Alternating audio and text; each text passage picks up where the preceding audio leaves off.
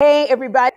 My name is Denise Lee, and welcome to our little conversation, Repairing the Dallas Artist Community. So I am joined here by colleagues and a relative. And we're just going to have a very, very comfortable, hopefully, conversation because we've got some talking to do. So first, I'm going to start with all of these wonderful people on our panel, and I'm just going to ask to introduce themselves, and then we'll get started. How about we start on this end this time? Hi, I'm Shane Peterman, producing artistic director of Water Tower Theater. Thank you, Denise, for inviting me. Thank you all for being here with me together, and thank you all for tuning in. My name is Richard Oliver. I am a local arts critic and a music and theater educator here in North My name is Tyrese Allen. I'm an actor. My name is Dennis Rabineau, and I'm an actor. My name is Jonathan Norton. I'm a local playwright and playwright in residence at the Dallas Theater Center, and my gender pronouns are he, him, his.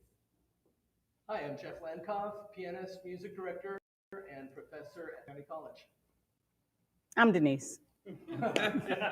I'm Brian. Hi, I'm Devon Miller, he, him, his. I'm the Director of Education and Community Partnerships for Dallas Summer Musicals, and also a local stage manager here in Dallas. Hey, will you pass the mic? They're having trouble Okay. here. There you go. Hi, I'm Xander Pryor. I use he, him pronouns, and I'm a local student, actor, and playwright. I know. Well, you're gonna have to do better than that. No, you're like, and I'm gonna party. No. Nah, they'll hear you in a minute. Hi, I'm Jason Hood, she, they, and I'm a local multidisciplinary theater artist and comedian. Hi, I'm Quentin Jones Jr. I'm a local actor, dancer, choreographer. I'm also the project manager for Imprint Theater Works. Hi, I'm Tracy Lee. I'm the relative. My pronoun is she, her, and I am an artist. All right. So okay. Yeah, the speakers are low. They're saying the speak. Well, you all are getting the comments. Yes. Okay. We're working. It's on now.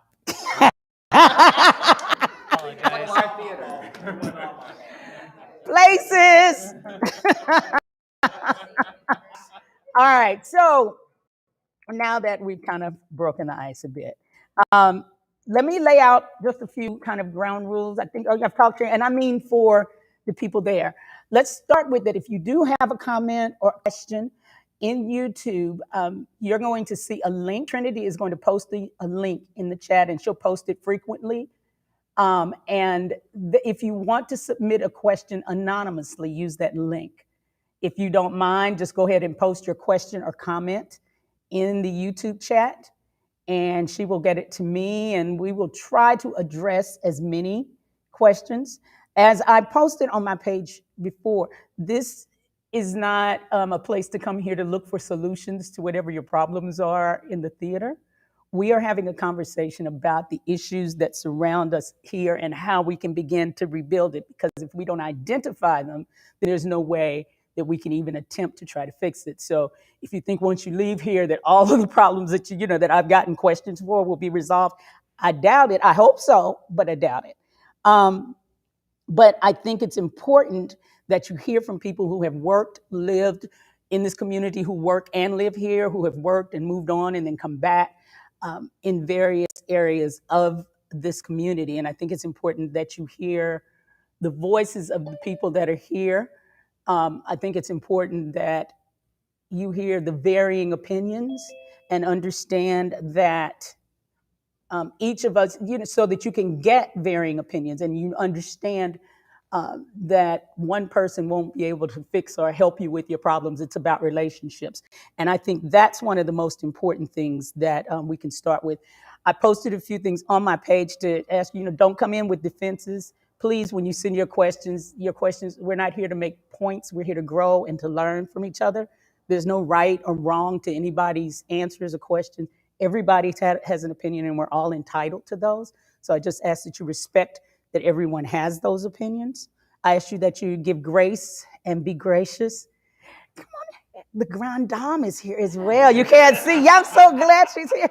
Not you, her. Okay, no, no. Come on and grab a chair and come on in, please. We'll be joined by a couple of other people. Mwah! Come and grab a chair and come and have a seat with us. So, we ask that, your comments be thoughtful and that genuine. But I also don't want you to just ask, and I hope the children aren't in the room, BS questions. We need to know real talk, what you agree with, what you don't understand, so that we can address what we do and what we don't understand.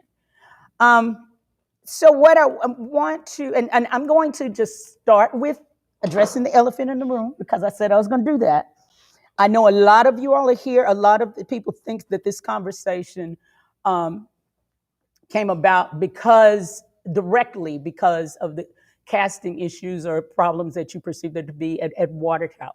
This is not let's come and say how bad Water Tower is or to attack Shane. I want to give Shane credit for being here, and I thank you, my friend, for being here, to come and listen and to grow, because I believe, regardless of what your opinions are, I believe that Shane really does want to make a difference, and we all are learning and coming from different positions, and so I appreciate you even just being here to do that. And so I want to start with, and you all can jump in. We've got two people that joined us,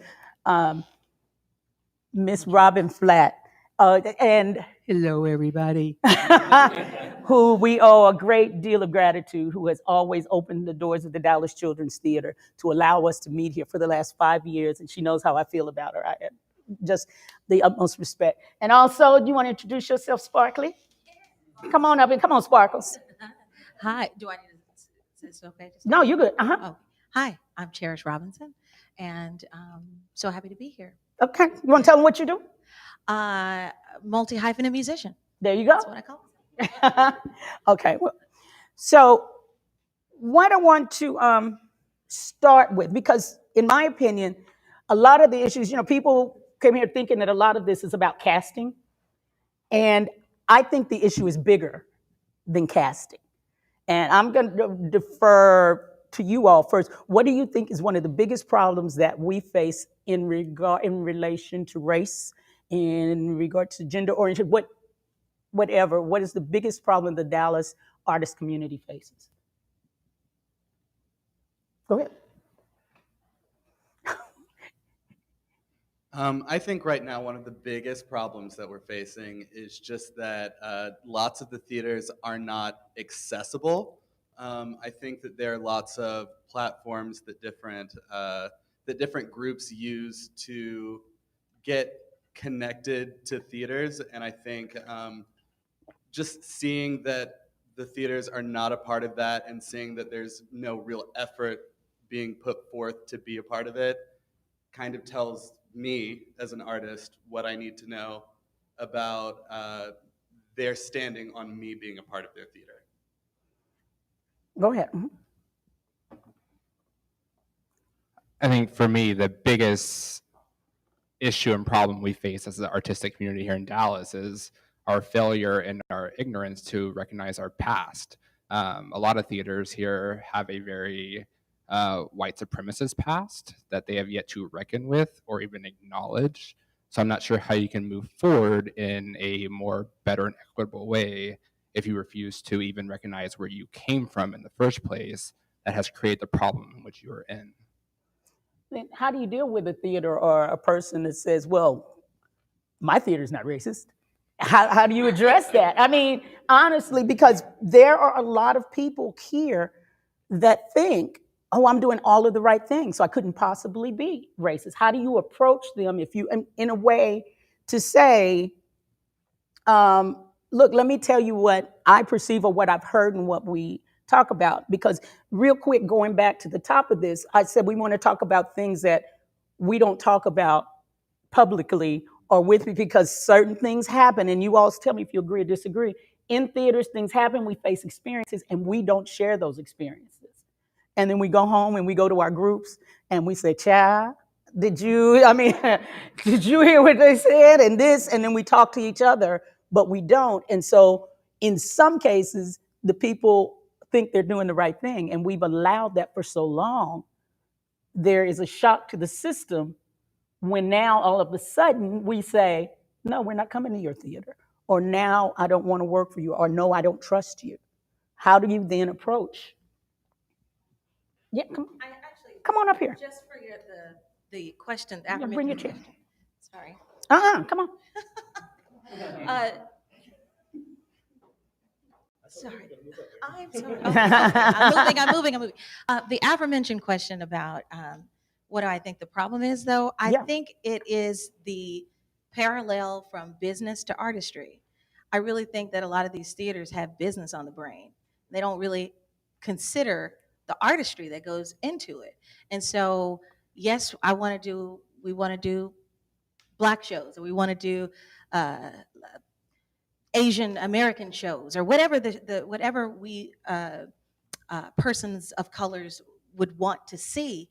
A lot of theaters are, what do my patrons want? And so we as artists, we get the short end of the stick a lot of the times because they're very business minded and not necessarily artistically driven as us artists. Okay.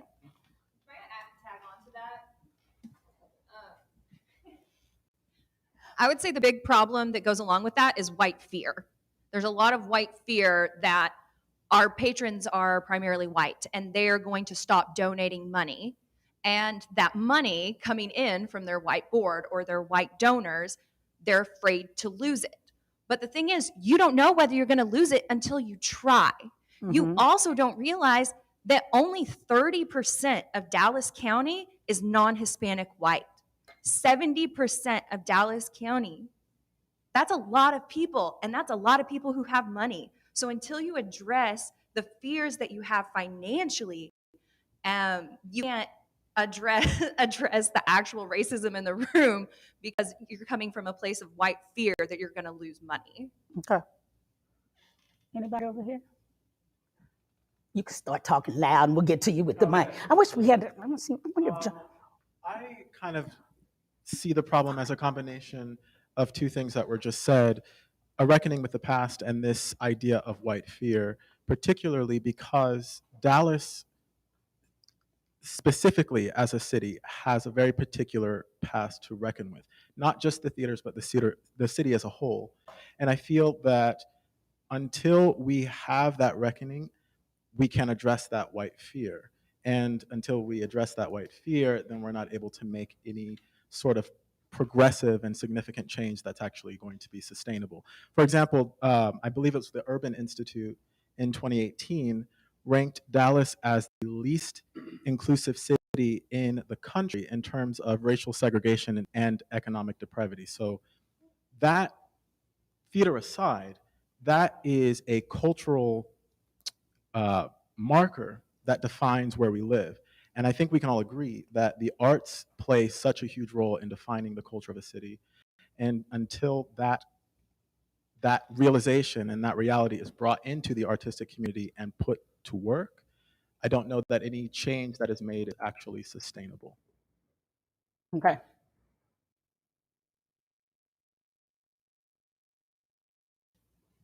Y'all quiet? Okay, so we're also joined on Zoom here with me. You all can't see them. Kathleen Cuplero and at don't shoot me. Do not shoot me. Amphibian Theater. Don't shoot me because I got it right. Amphibian Theater. And Jerome Stevenson, who is the former artistic director at the Pollard in Guthrie. And so if you all have questions or comments, please put them here and I'll be sure and put them forward. Let me say this, because Tracy and I were having this conversation a while back. I think I want you all to be thinking about where do we start, because no matter what we do, it's not going to be enough for some people. And I don't care what you do, there's always going to be somebody. There's somebody watching now going, I'm just waiting for them to screw up. I'm just waiting for somebody to say them, because we're always going to face that. So I think part of the fear of what we have to let go of that, and just, I think it comes down to an intent. I think it comes down to intent, and a genuine intent. If you know that what you're trying to do is right, you don't have to seek approval. As I mentioned to, I think, people earlier, and I'm going to say this, and I'd love you all's feedback on this. I think that we have been in a system that has been so stuck for so long. People of color have not necessarily spoken up for themselves. We found ways to survive. We have found ways to get around. And don't let me forget, I want you to speak about the music thing we talked about before we leave here. But we have found ways to survive through this, and we haven't spoken up. So now, with this last year of George Floyd, of this awakening, of the protests, and we've got people that go, yeah, yeah, yeah, and they wore the shirts and they protested. And then when it hits home, it's like, I don't know how far they're afraid of where it goes. And they're afraid, they don't understand why all of a sudden we don't trust them. And as I laid out, I've read something today on social media, and I'm not going to call any names, but I did ask them, I hope they would tune in, that the one person, all of a sudden one person told her, or didn't say, it was something that said they didn't trust, and it just rocked her world. And I am of the opinion that that person probably never trusted her. It was just because so many people want to jump to say, oh, my friend, I've got friends, my friends. And it's like, never been to my house, you never had dinner with me, we've never had lunch, we never talked, but those are my friends. And no, we're not, because you haven't afforded me the same friendship that you have my white counterparts. So I think that relationship has to start before you can start courting me for work. And you can't expect me, this generation, to now just run and knock your door down. You're building relationship now for the next generation, and if I happen to come along, that's a bonus. Anybody want to comment to that? Come on, old heads. Come on. Go ahead. There's just one thing I want to speak to really quickly, because when you started talking, Denise, you were speaking a bit in the past tense, that we had lived in this and we had done this. We are still living in this white supremacist society, this white supremacist system. So I just might make that very clear to everyone listening at home. We are still living inside of it, and promises made are now being promises broken. So we're still here. Okay. So that's just one point I want to make, that this is not a past tense conversation. And if anyone disagrees, feel free to say they disagree. Right. This is still very much, for me at least, a present tense conversation and a future conversation. Okay. Use that law down there. Hand me that. Yeah, and just speak into that. And pass that. And we'll keep this one down. Okay. Okay. I was just gonna say, honestly, I get stuck on that, because you asked, well, how do we move forward, or how do we? And I get stuck with that. I'm currently stuck with that. I feel like since George Floyd, my trust in white people has never fully been there, but I feel like it's diminished even more. So it's kind of like, how do you establish that relationship? Because it takes time to trust somebody, even in a regular relationship, a friendship, a relationship, a romantic. It takes time to gain that trust. And so I think for a lot of, and this is for even within the artistic community and outside, just as a whole, I think a lot of white people are just oblivious to a lot of the things that we go through or the struggles that we have. And so they don't even know, it's not even in their consciousness to even think about. So how do you make them aware, and then make them, I guess, come around to understanding, and then having black people or people of color having us to be like, okay, you might actually get it. Let me see if I can actually trust you. Because right now I just feel like, and I can't speak for everybody else or every other person of color in here, but I feel like the past year has just been a big hoax. All the companies, it's just oh, we just want to be politically correct, so let's just throw Black Lives Matter on here to make it seem like we're with you. But are you really? So it just kind of makes you always kind of wonder in the back of your head, are you really with me or are you not? Right. So. Oh, I just want to say that I find it extraordinary that this conversation is still happening. Yeah. I moved to Dallas in 1980, and I worked as an actor till 1994, and then I moved to LA, and then I moved back here to be with my grandchild a 3 years ago.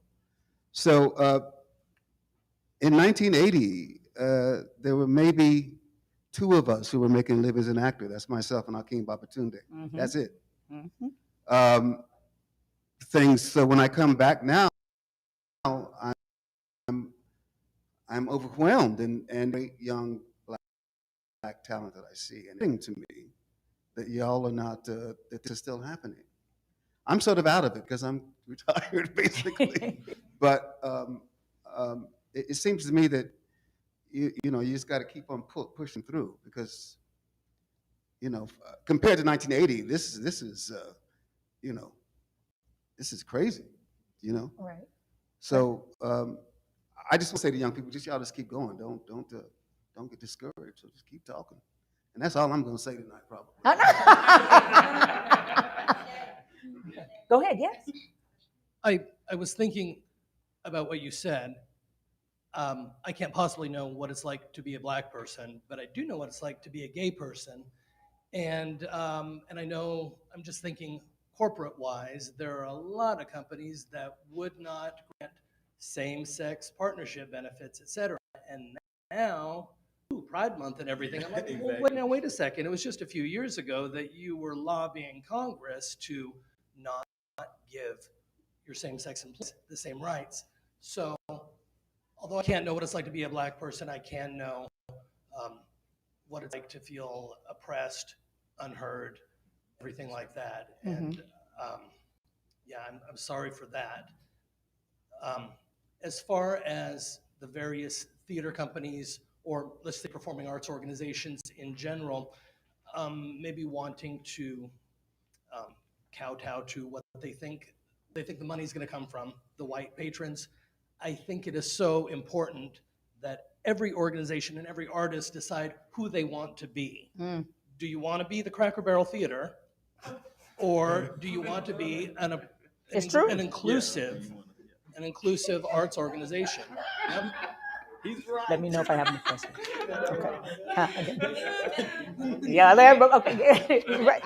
Go ahead. So going back a little bit to building relationships and building trust, I know several years ago I had, the white woman epiphany of like, oh wow, there are a lot of things in my BIPOC friends' lives that I did not know about. I mean, I remember doing at the Water Tower and, Camille coming in and they're like, oh, can you wear your natural hair for the show? And it was incredibly long fro. And she was like, no, do you know how long it takes to take care of that? Do you even know what my wash day routine is like?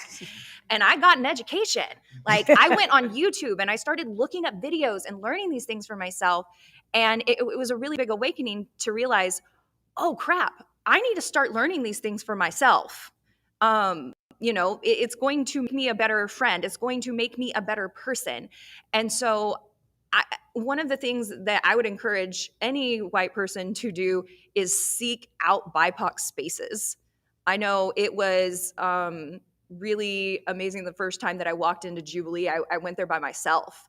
And obviously I was one of very few white people in the whole theater. At Jubilee?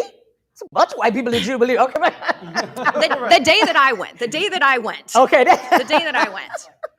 It was a Sunday afternoon. No, but it really was. It was an amazing experience. Yeah.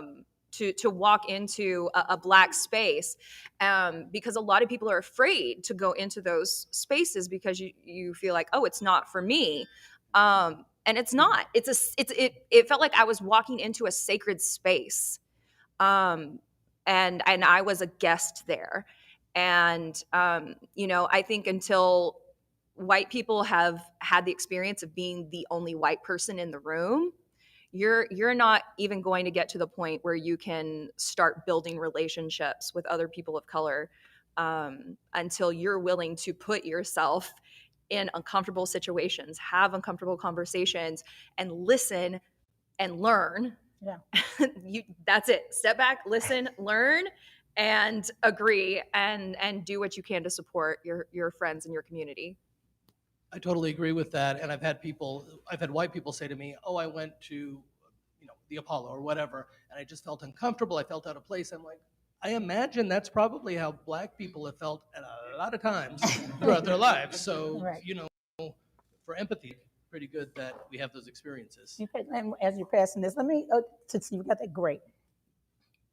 And I hear what you're saying, and I don't know if it's generational, and I hear when you were saying, I laugh because we can go down to the history, the theater center, and it's been like one Black actor at a time at the theater center, and I can name them all, whose season was what, from Billy Jones to Marcus Lloyd to Kari Payton, and it's like there's one there, and there's one. But I think until we get to the point, because when we talk about fear of being the only one in the room and being uncomfortable, you have to walk into the room to realize you have no reason to be uncomfortable. And I can't think of how many times I've been the only Black person in the room, but I don't feel uncomfortable. I belong there. And I think theater is for everyone. And if you still feel uncomfortable in a room, Black, white, brown, you have to examine and ask yourself why. All of us have to, and I mean, there are varying reasons. I mean, for Black people, the reasons are a lot different. For, transgender people, gay people, the reasons are a lot different. But if you walk into a room and I tell them, if you're conscious that you're the only one in the room, you need to ask yourself why. When I walk in a room, I don't pay that any attention because and it took me a while to get there. But I think that's the step, what we have to work toward to being able to feel comfortable in these spaces. To be able to walk in the room and go, you only feel uncomfortable because you don't feel like you belong there. And I belong any room I walk in. And that's the attitude I think we have to have. I don't think that's arrogance. I think if we go somewhere, that's where I'm supposed to go. He got it, and then we come back to you. What I wanted to add kind of piggybacks off of that, but as a critic, one of the things that I've noticed in our arts community is how insular cultural representation is on the broad spectrum. For example, as you were saying, you went to a specific place to have a specific experience, right? And I think that while that is definitely a positive thing, it does also speak to kind of what the systemic issue is. The fact that we have these theaters and theater companies that are culturally specific is a testament to the fact that they're necessary in order for those stories to be told. And I think what you're saying, Denise, is that we're trying to get to a place where identifying people by culture or by skin color or by race is unnecessary, or it's that the camaraderie or the feeling of togetherness is an innate sort of thing that should happen. And in the arts, it's fair to think that that is a given or should be a given. But here in Dallas, we have these pockets where stories are being told because those pockets were necessary, because those stories weren't being told elsewhere. The other problem to that, though, is that on a more, I guess, logistical sense, public funding, going to arts organizations is incredibly disparate. And so when you go to those places, when you go to culturally specific, when you go to Jubilee, or when you attend African American Rep Theater, or you attend Soul Rep Theater, you are seeing these stories being told, but they are at a level so far beneath what larger arts organizations here in Dallas specifically, here in DFW specifically, are doing because of the funding that's being sent to them. And so I think that it's this concept is twofold. It's about going to places to have a specific cultural experience, and also having to reconcile that experience that you're about to have is undercut by the amount of support that is funneled into that specific vision. So a dismantling of that entire paradigm, I feel, is a more sustainable, a more effective, and a more inclusive way of approaching our artistic identity as a city. Right. I think Cherish wanted to say something. Let me, okay, but I want to be really clear. Yeah, and I hear what you're saying. The walking into the room of, I don't want to, that it's not did you say unnecessary? Because I want to be clear that all of our cultural experiences need to be acknowledged and recognized. You need to see me and see who I am and acknowledge that, but you need to be okay with that and know that when you walk in the room, I'm not going to bite you, and not be afraid of what I'm going to think about you. I think it comes from a whole bunch of insecurities and insecurities that we all have, but we have to acknowledge, we have to acknowledge that. And this problem is so layered, especially because we're dealing with artists. It's not like we're dealing with bankers or accountants. And the other thing we have to talk about are the boards, because they're the hidden group of people in this who make a lot of the decisions, and we don't see, and then those decisions are put on the face of the staff of the theater a lot of times, and they make a lot of these decisions. And I'm hoping there's some board members out there listening to this, because if they don't want to do the work, I don't care what your theater says, the work won't get done. And I think you hit the nail on the head. Theaters have to decide what they want to be and not what is popular to be. Because there are a whole bunch of theaters in Dallas not hiring Black folks. And we pick and choose who we want to go after. And, my thing is, I'm not going to go after you. I'm just not going to patronize you. And if somebody asks me why, I will tell them.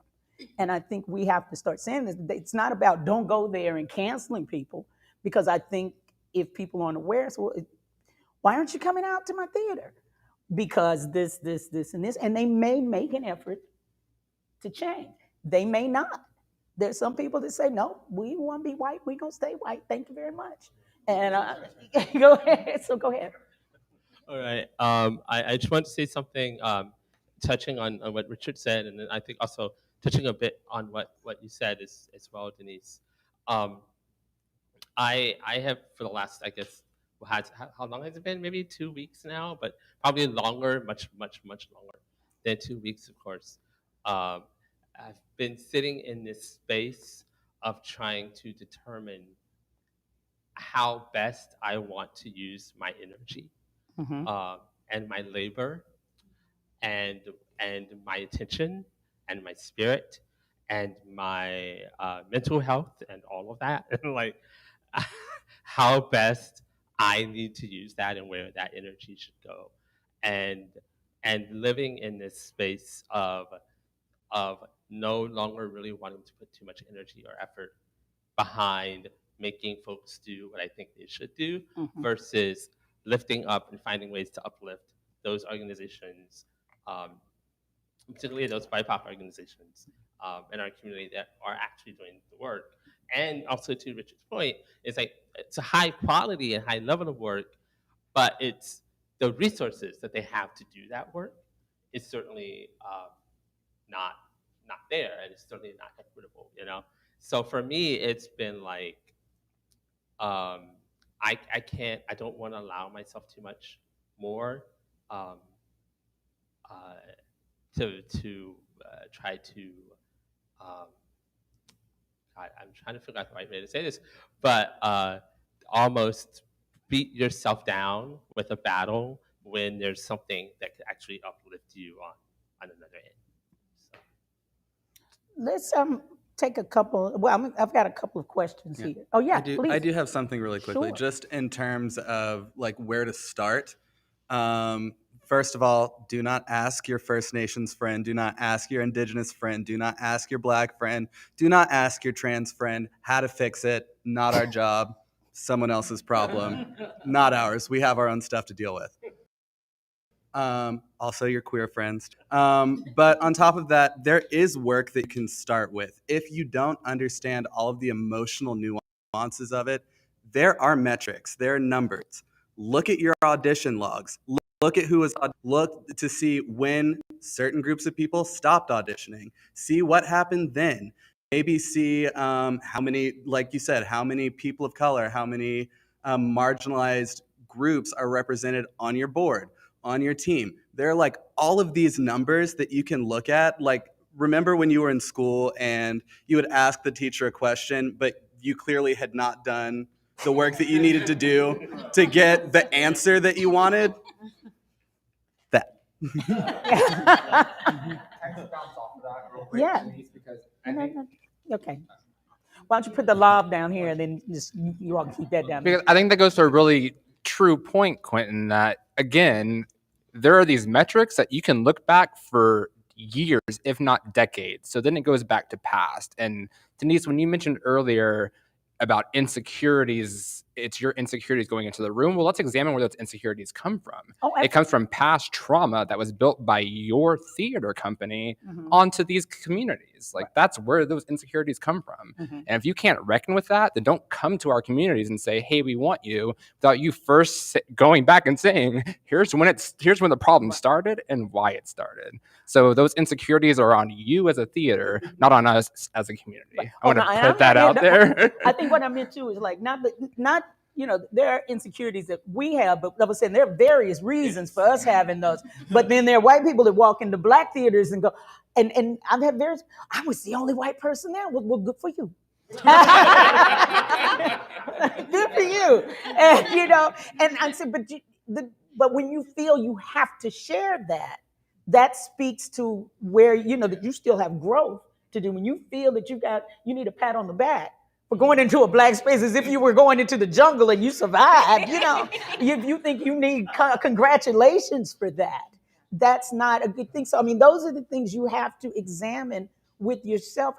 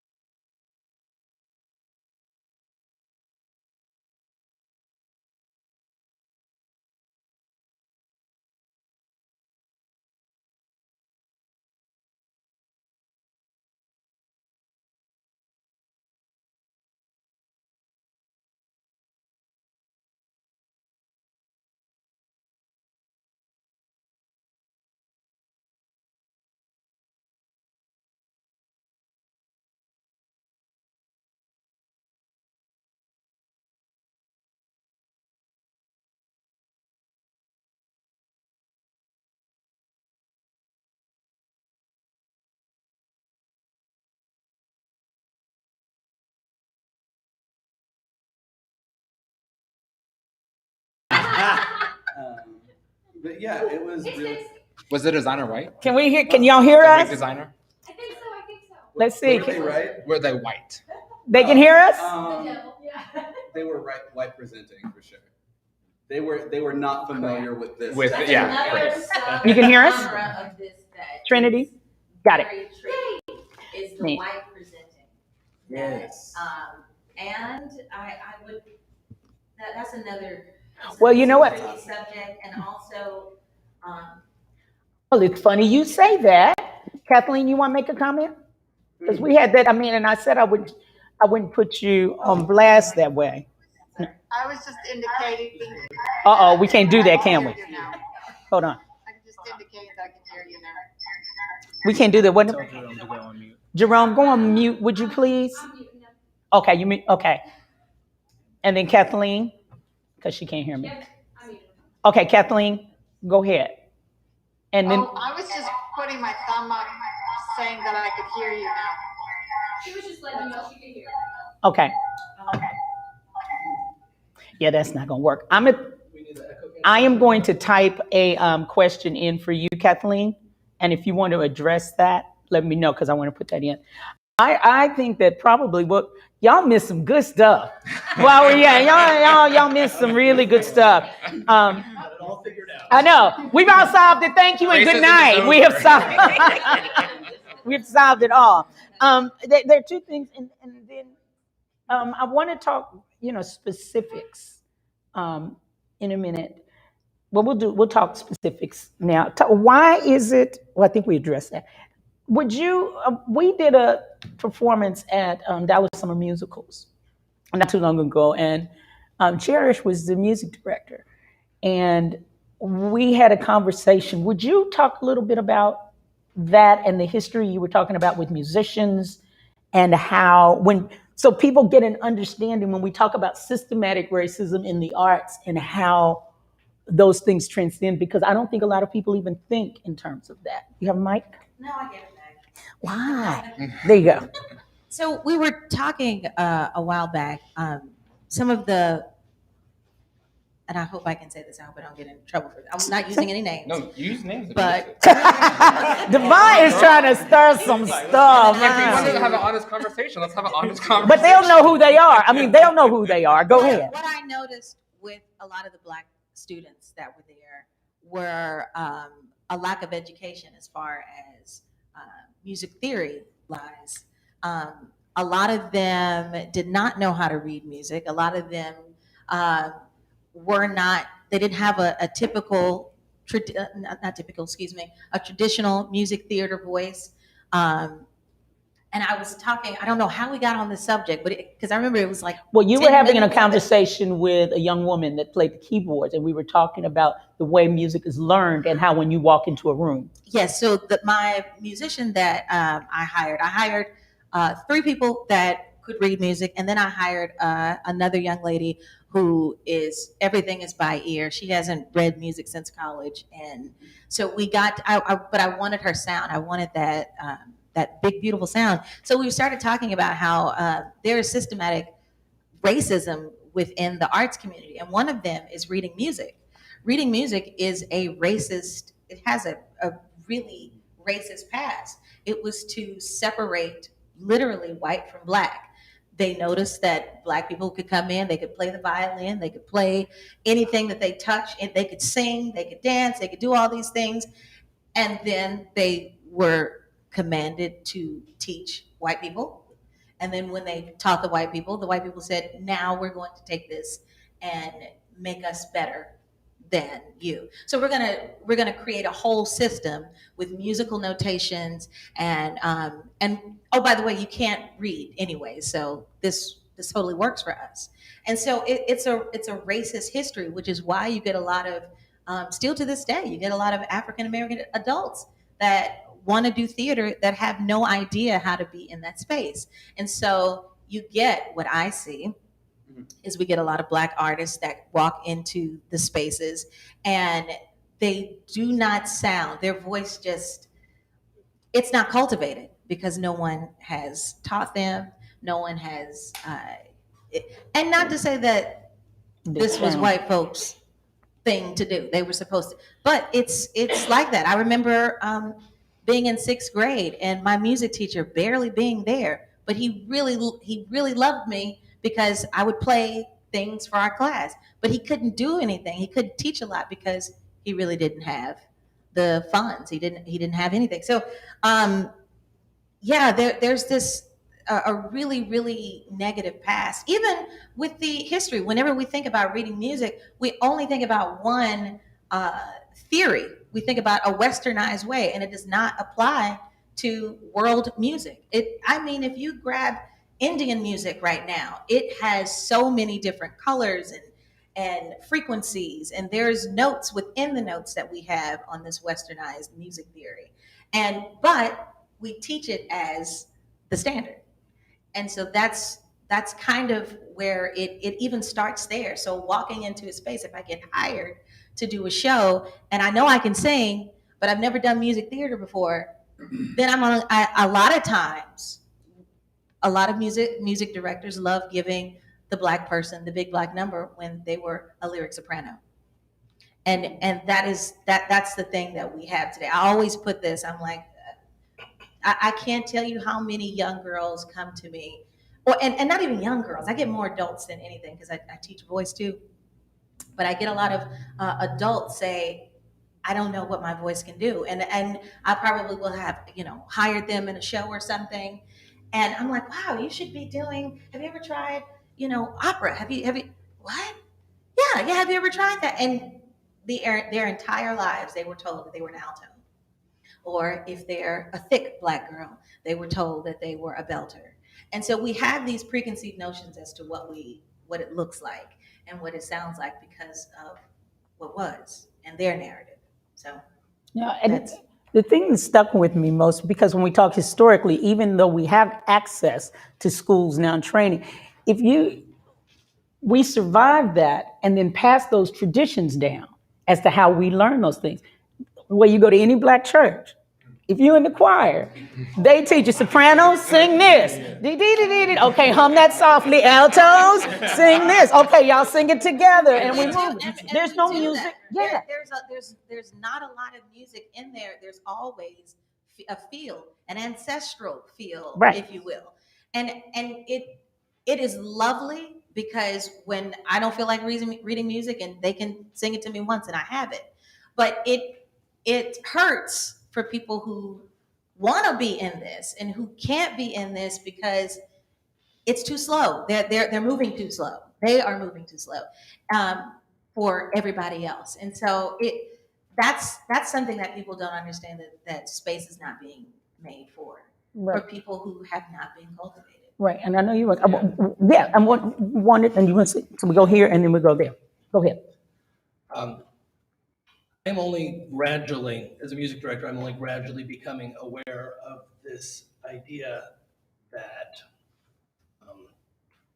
that people of color feel uncertain or tentative about going into a space because, for instance, they don't read music.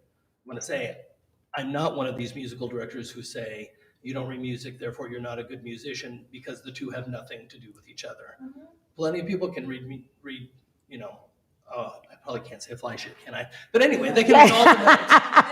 And they're not necessarily great musicians. And plenty of people throughout history can't read a lick of music and are some of the finest musicians we've ever had. So the two don't follow.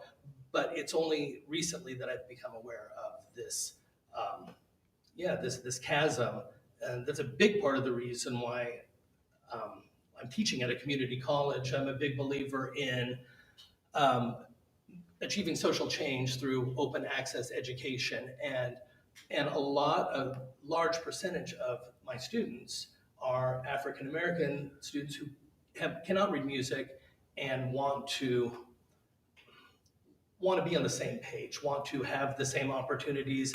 And I'm going to say the more different ways that you have of communicating with people, the better. Right. Music or anything else. You see, and I know this is the thing that stuck with me though, because what happens is, and when Cherish said that stuck with me because I started thinking of when I first started, because I didn't take music theory and I didn't finish college, so I didn't get a degree. And I can't tell you how many actors, how many music directors go, oh, you don't read music? And just that makes you feel less than, and understanding, and people say, well, that's not necessarily a black thing. But on top of that, you feel that because I was trained, again, a black church choir, but then you feel like you don't belong. I felt like I had to sing everything in the key that it was written or I wasn't good enough. Denise, can I say a personal thing from you and me right quick? There have been a number of times when we've been rehearsing for something and you will say something along the lines of, now, I'm not that good at reading music, I'm sorry, and whatever. And I still struggle with that. And what do I always say? I'm like, I don't care. It doesn't matter. You get it how you get it. Now I don't say it, I don't care. But I mean, it's about, but it took me a while to get to the point where I realized, I still have something to offer. I may not be able to read the charts, but another thing that stood up, because on the other side of that, Cherish and I did a show years ago where she came in and we didn't have official charts of music. And we had a couple of actors and we're like freaking out, like, I can't work this way. And I wanted to say, conform, because we've had to. And that's something the other side has never had to do. And that's what we're facing now, the whole thing where people are like, they've never been told no, or they've never been, and we're all going like, right. And so go ahead, because you're going to talk. Go ahead. I know. I'm trying to keep a mental tab of things that people have said that have been like, oh yeah, that I haven't had a complete thought just yet. So I'm going to try and keep it brief. But I ain't gonna keep it black. I'm sorry, that was a girl. That's my girl. So I don't think that the commercial theater, Broadway, the Great White Way, this theater that we know and love, was ever built for Black or marginalized community to participate in. I don't think it was built for our consumption or participation. The Great White Way. I think, you've got blackface, you've got yellowface, you've got actors, primarily men, putting on dresses to poke fun at only for comedy's sake, which completely is an attack on the transgender community. You've got all of these things that have been built into the foundations at its very core. So I'm hearing a lot of this space isn't welcoming for. I'm like, well, it wasn't built for. So to that point, I say burn it down.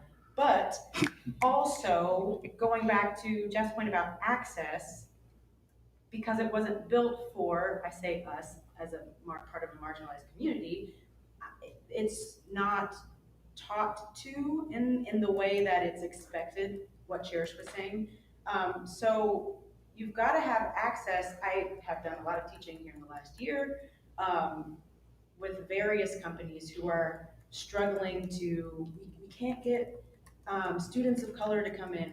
We don't have a big base, or we'll come back to the same company and they're like, oh, we've got some more. And I'm like, do. And I'm like, given, if we have anyway, that's the tangent, queen of tangent. But as far as access and making it not for wealthy families who have $3,000-$4,000 to send their kids plus airfare to expensive intensives and to have this training from very young ages, it's not, you're never going to reach communities that have just never had, who are playing catch up financially and generational wealth wise.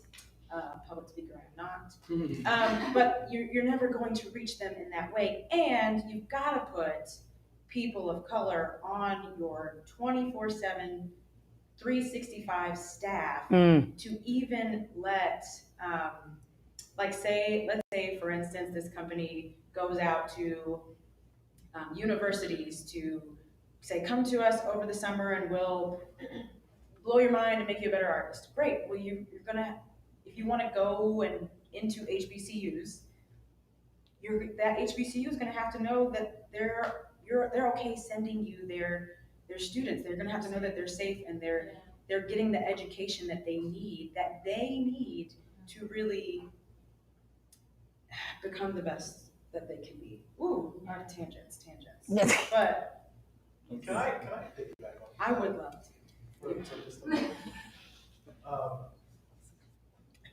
I am an arts, specifically music and theater educator as well, and I agree with everything that you just said. I cannot help though, but still feel a bit frustrated when I think about the fact that Booker T. Washington, for example, was one of the most prolific educational institutions here in Dallas, churning out stellar artists, specifically from Black and Latino communities. And now we're dealing with this issue of people moving into that institution who, on a legal sense, should not be there because of where they live, right? And this problem has become so subversive that like it is still an issue right now. I don't know how many of you have read about the fact that Booker T. Washington is filled with students who do not actually live in the required zip code. And that is because they come from affluent families who can afford to either pay for property within Dallas and not live in it. And it's not a secret. And it's not a secret, and it is something that's still happening. And part of the issue is that Booker T is receiving money, you know? And so even when, and Cherish, I agree with everything that you said, like went straight to my heart. But even when we put the educational concept at the foundation of how we are approaching diversity and racial equity within the arts, there is still this daunting reality that regardless, there is still a way to subvert that. There is still a way to work around that and continue to disenfranchise.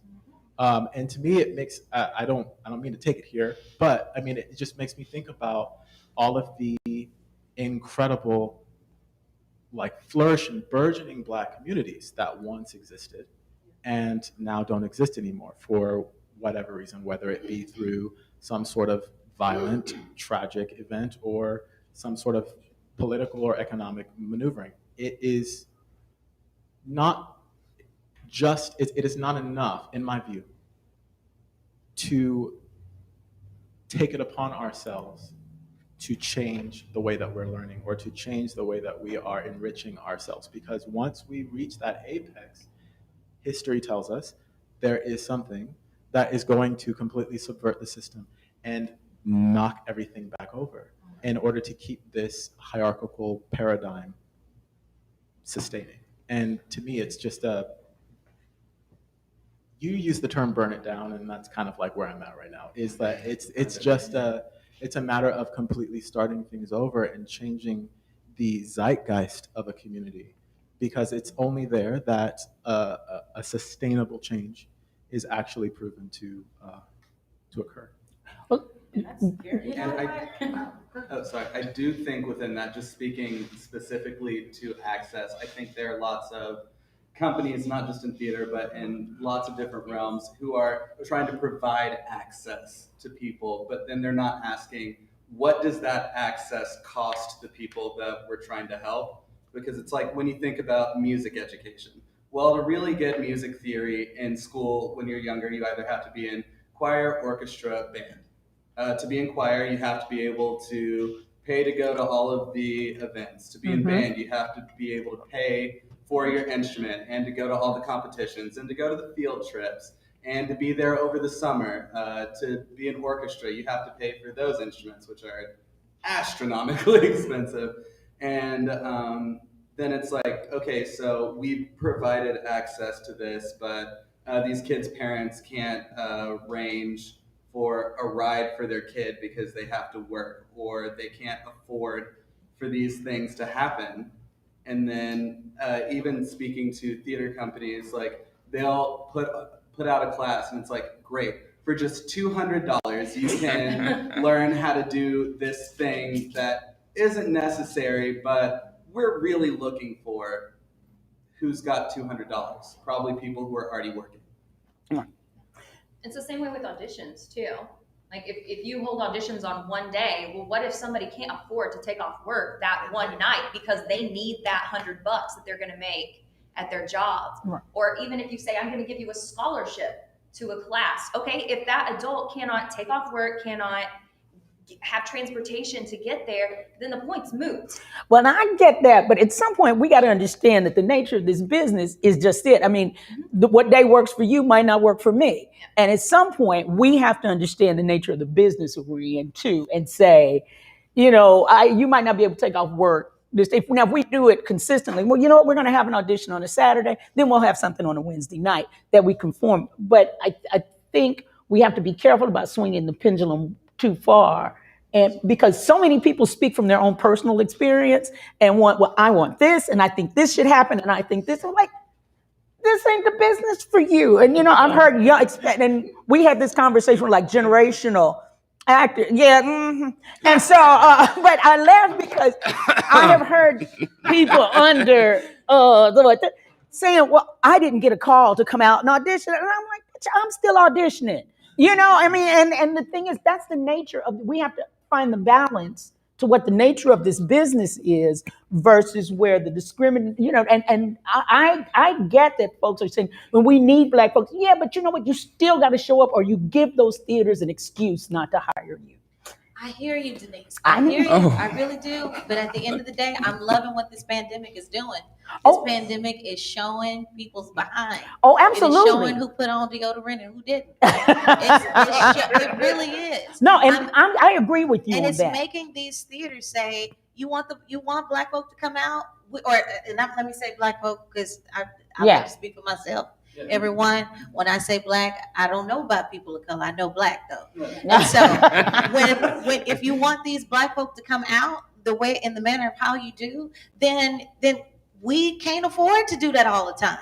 And so what this pandemic has done, it's letting us take a song off YouTube and we can put do our little iPhones up, we can set it on a book or two, and we can get the party started that way. And that is what I have been loving about this pandemic. It's been opening our eyes. It's been opening the theater eyes to what you've been doing wrong and what I have been doing wrong. Because I definitely want to get out there.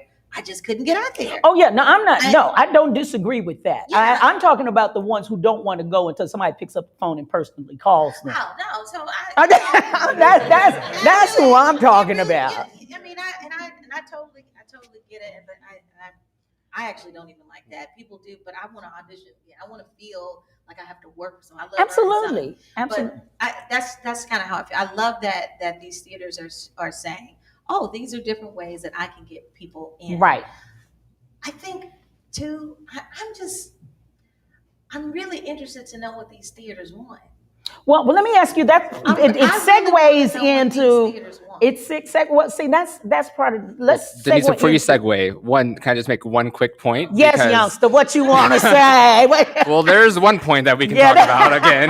That term. And he and I laugh about it. Know that it's a joke. Yeah. I love him so. But me, Denise, and Dennis had a whole conversation about this concept when it came to just the basic concept of voting and this whole generational divide.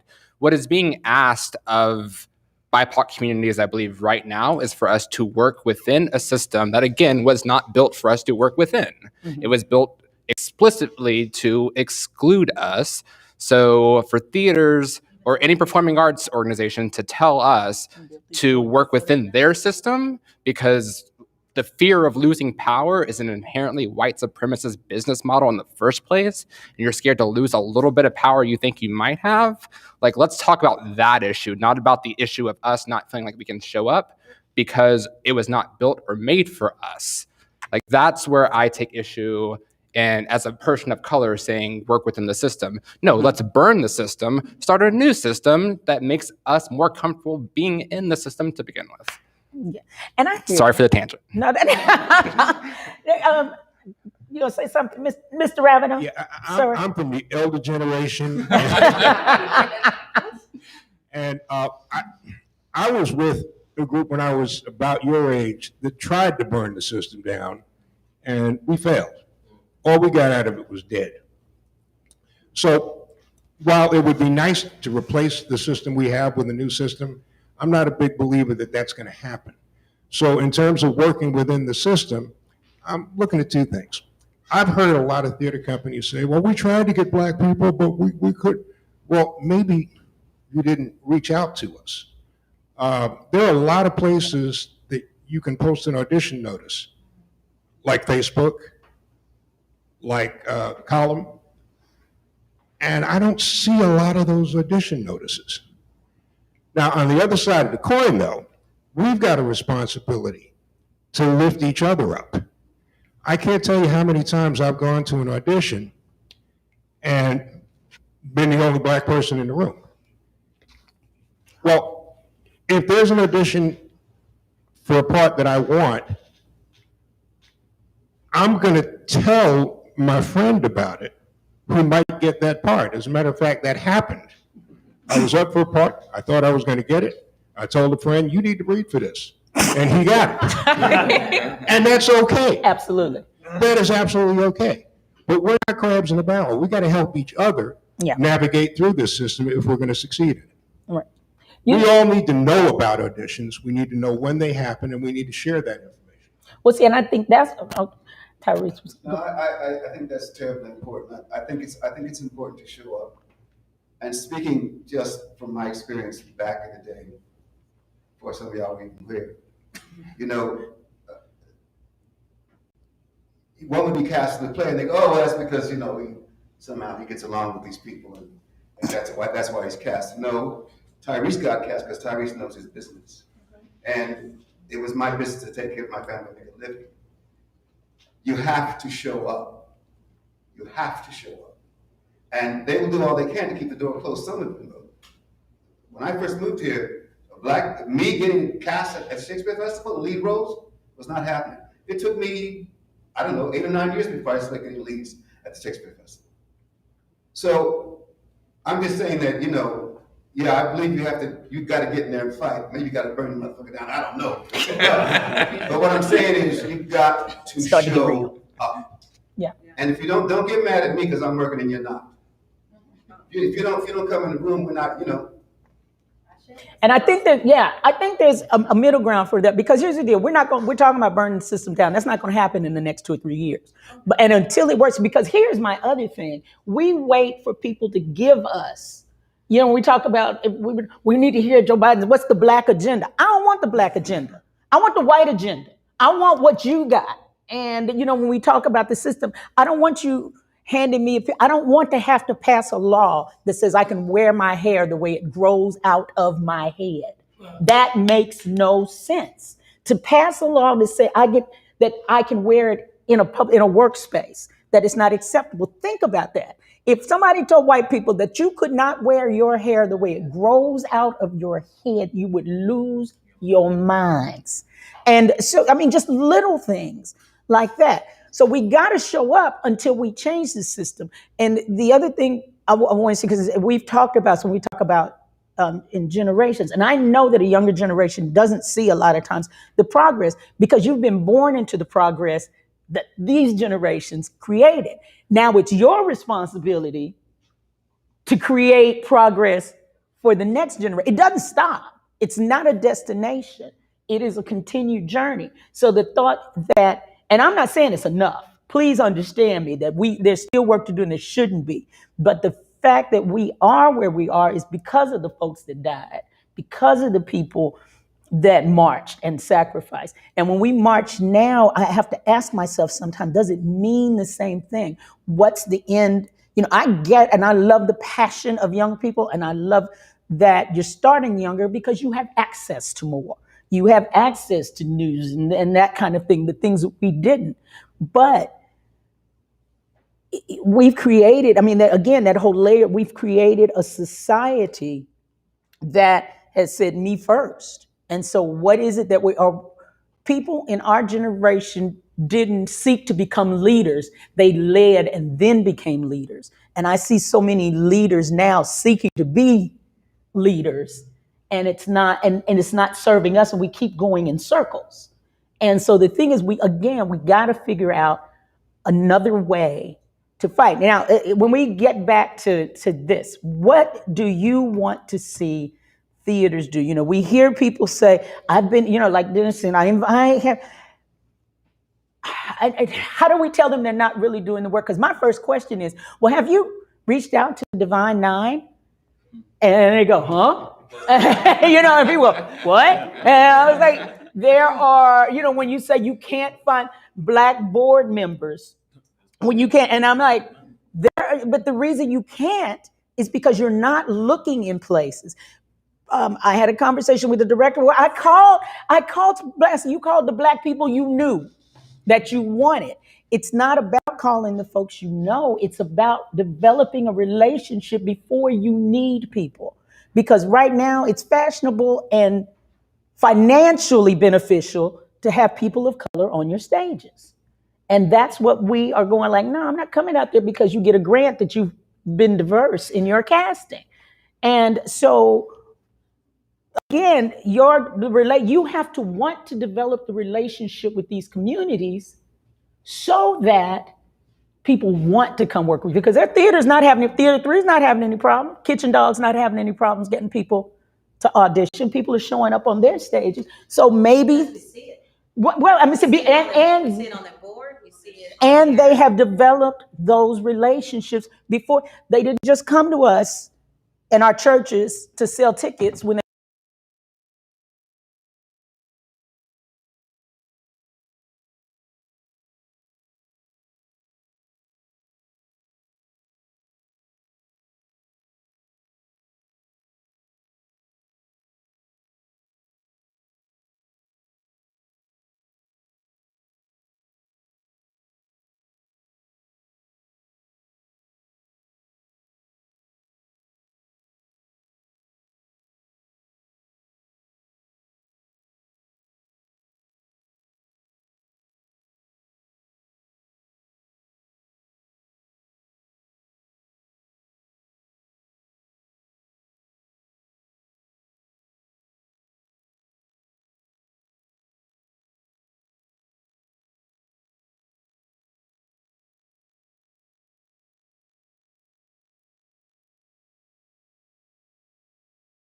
Good.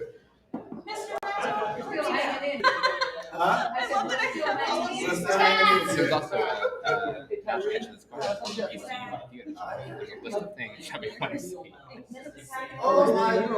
a literal list of demands.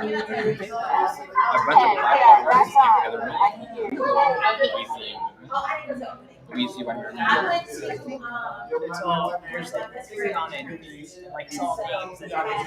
back. Oh, we're back. Oh, yeah, but I don't want to. Okay, but I mean, I don't want to lose people here. Yeah, because we're live and we come back. So go ahead and we can come back. Let's come back to what Xander. If you want to go ahead and make us live again, because I don't want to lose people. Oh yeah, I'm sorry. Yeah, I don't want to lose people. Thank you. Let me say this too. Are we back on? Thank you all for being patient. Technology. I ask y'all to be patient in my notice, and I appreciate that. So I hope that y'all will hang with us. So it seems like there's this vicious cycle going on with theaters and people of color auditioning, and the theaters will say, we had 150 people audition, only 4 of them were Black. And I suppose you have to ask yourself, what culture have you created as a theater that Black people didn't want to come and audition for you, right? But then, on the other hand, Black people say, we don't feel welcome. And so it's just one thing leads to another, and it just perpetuates the same cycle. And so I'm not sure what the solution is to break the cycle. Hold on, was Xander one? Okay. And then Cherish is going to solve the problems. Go ahead. Okay. Xander, Cherish, and then John. I just wanted to say, I feel like a lot of problems don't get addressed until like disaster. Yes. Like I feel like people are waiting for marginalized people to come to them and not making their spaces accessible. Like there have been so many times where, you know, like before I came out as trans, I identified as non-binary for about a year. And I got hired to be a non-binary person in the show. And they didn't have gender neutral bathrooms. And like they didn't, you know, and like, or there are spaces that I go into where like I'm expected to share my pronouns because I'm transgender, but none of the cis people have to. Like that, you know, that like we wait for, we don't make accommodations for marginalized people. We don't make spaces available to them and accessible to them. Like we wait for them to just show up and have to create space for themselves or decide that they don't have the headspace or the emotional energy to do that. Like we wait for an autistic person to have a meltdown before you realize that, you know, maybe you're not accessible for, you know, neurodivergent people. Mm-hmm. And that's a particular frustration of mine, that we aren't being proactive. Yep. Thank you. Was it you next, Deborah? Yeah. So the solution is? Okay, everybody, you don't want to save it to the end because then we can sign off after Chair is starting. Okay. No, but seriously, go ahead. I would love the theaters to just be like, hey, we just like want to be a racist theater. And like, no. If you would do that to me, I'd be like, yeah, great. Right on. Yeah, so I'm I gonna know go what over I'm here getting. while you do this racist BS. And I'm cool with that. But what's happening is exploitation happening. Yep. And there's a lot of, it may come off as bullying, you know, where you need to say that I matter. You really don't. No, you don't. You really don't have to say who matters. You could just be racist in your own little corner and have your own little racist world. Now, when that BS comes over here, then we have issues. Yep. But that's why, you know, we're and racism is like at the end of the spectrum. Obviously, you know, there may be like, oh, we just didn't know. There may be ignorance there where you just don't know. But I'm also ready for white allies to F it up. Yep. I'm really ready for white allies to become accomplices. Burn it down. To become accomplices. Yeah, because and you said something that was really profound. Nothing happens until there is a disaster. Until there is a disaster. We have been saying, guys, we're in a disaster for forever. And we keep saying this, and then all of a sudden the world got quiet enough for you to hear, yep. Oh, you guys need help? Yeah, that's what we have been saying since Trayvon Martin. Columbus 1492. We've been saying this, and it's always humanity is always it's always second nature when it applies to you, and I really hate that, and it's funny. Sometimes this is why it becomes so performative. And I don't want it to be. I would love. That's one of the reasons why and listen to the rest of the sentence. That's the reason why I love Trump, because he told me who he was at the very beginning, and I can like him from over here where I am in my address. I can dislike him from over here, and I know who he is because I trust the devil inside of him. I trust that I know exactly what this devil is going to do, and so everybody else, everything else, it doesn't matter because you've already shown me.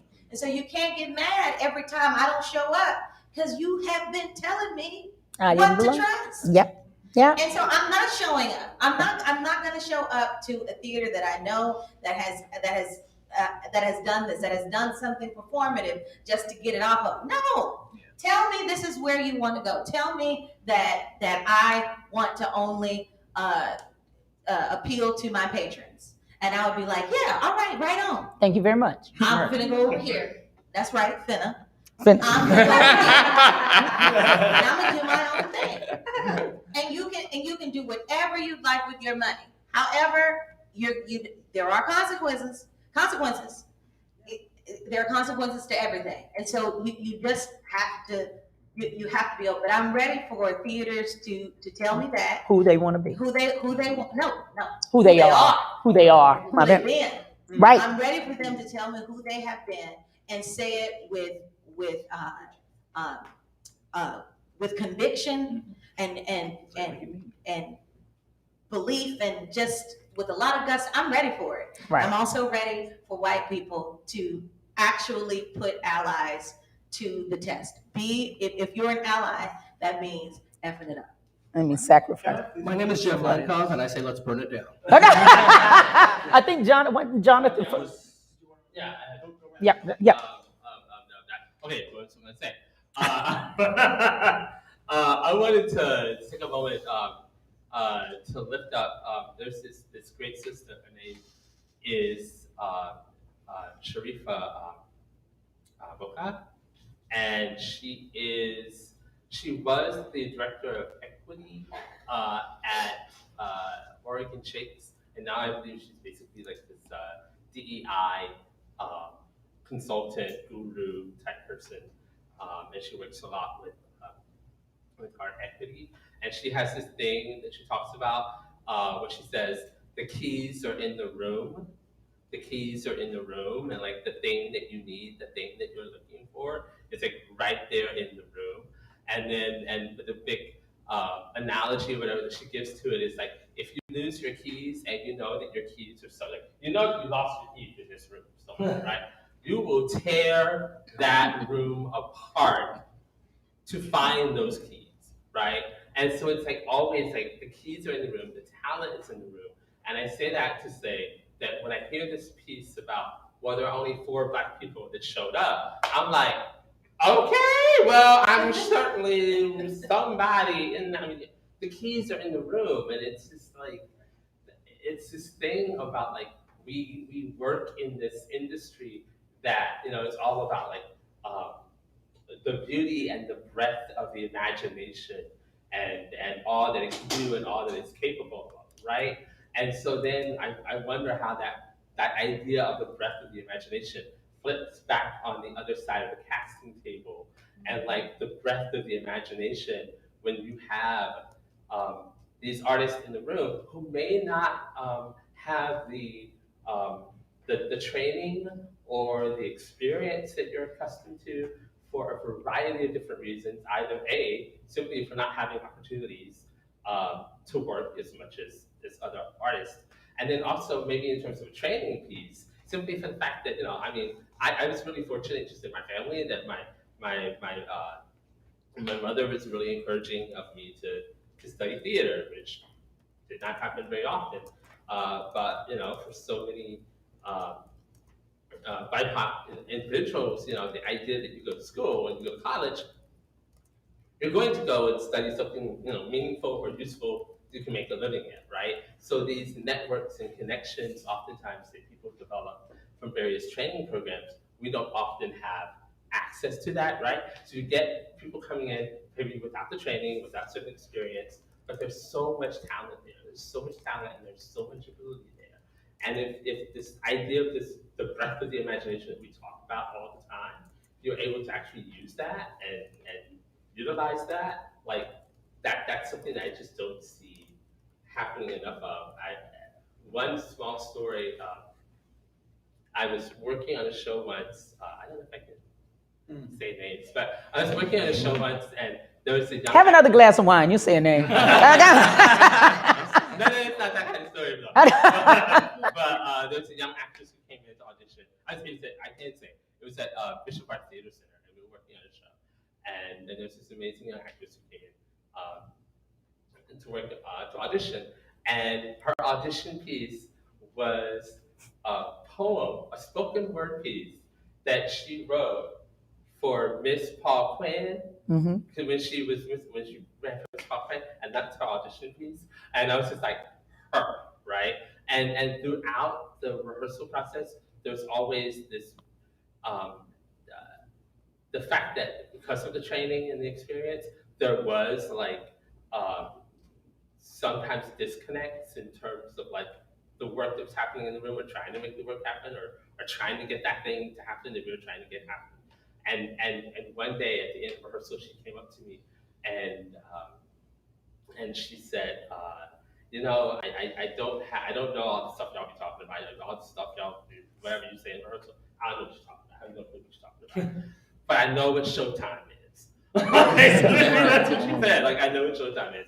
And certainly she did.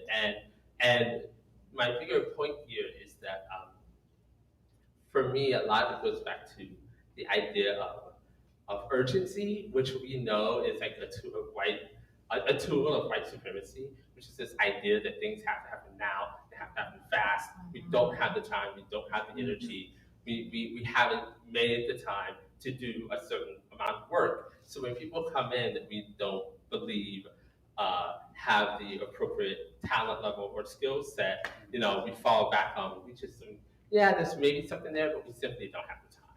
Yeah. You know what I mean? And I see and hear that over and over and over. Yeah. Okay, I think he had a comment, and then hold on, yeah.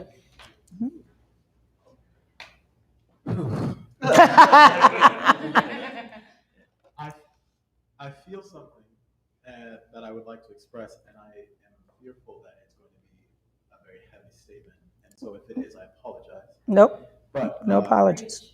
I want to respond in part to something that you said, Cherish, about let them be what they are.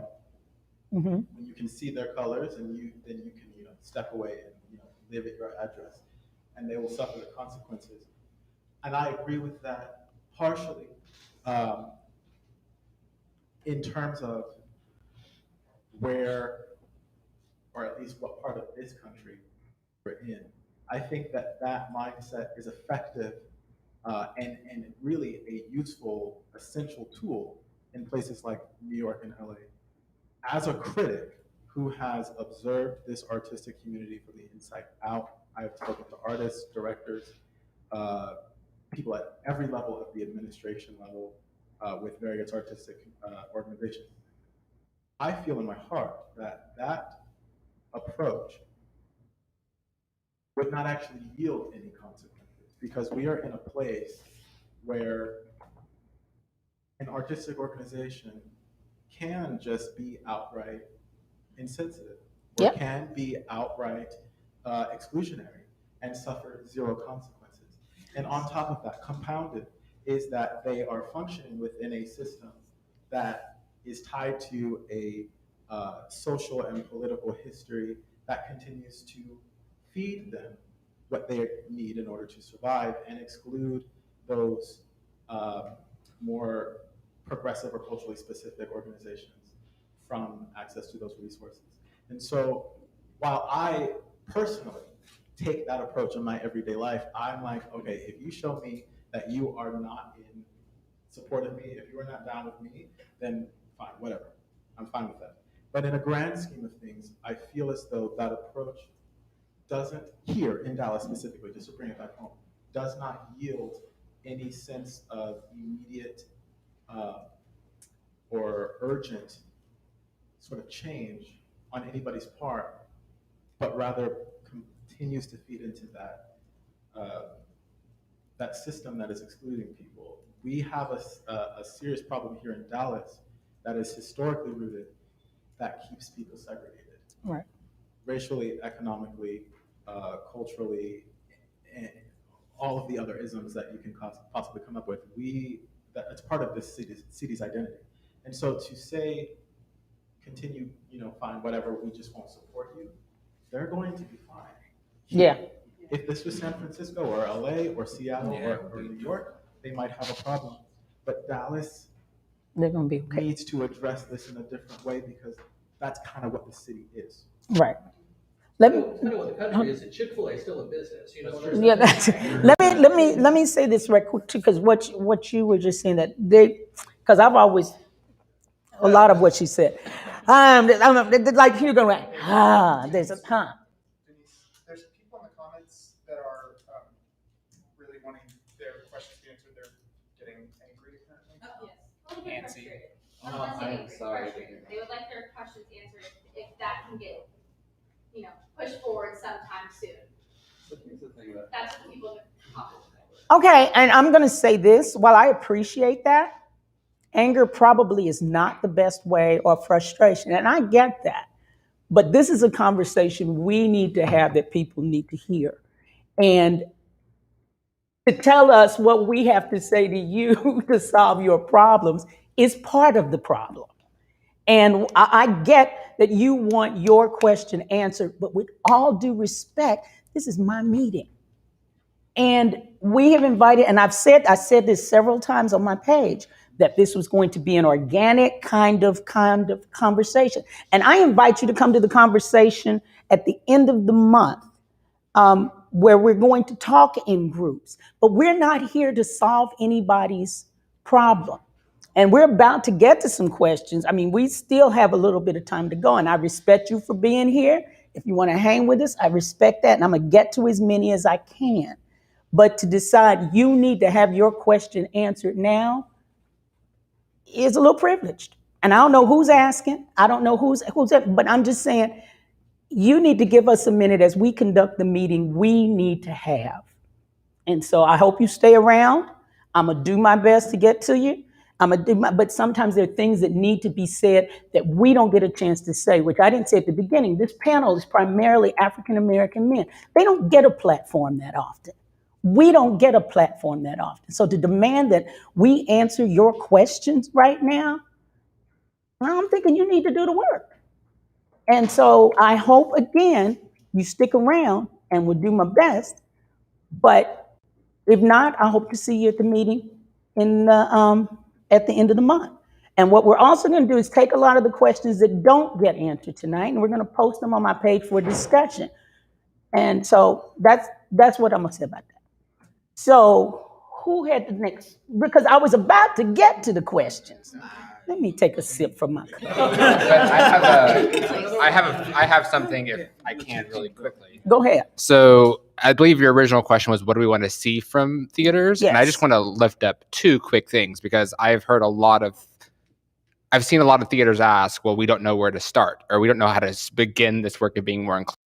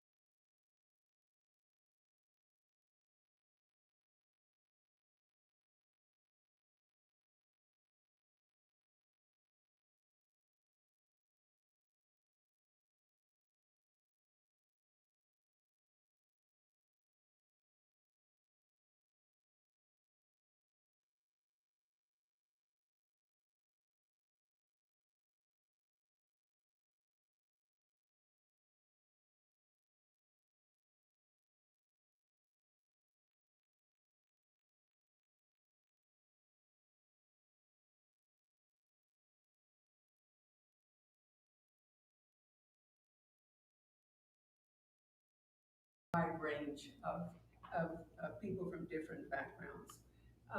But I also want to say that there's theaters like Dallas Children's Theater across the country.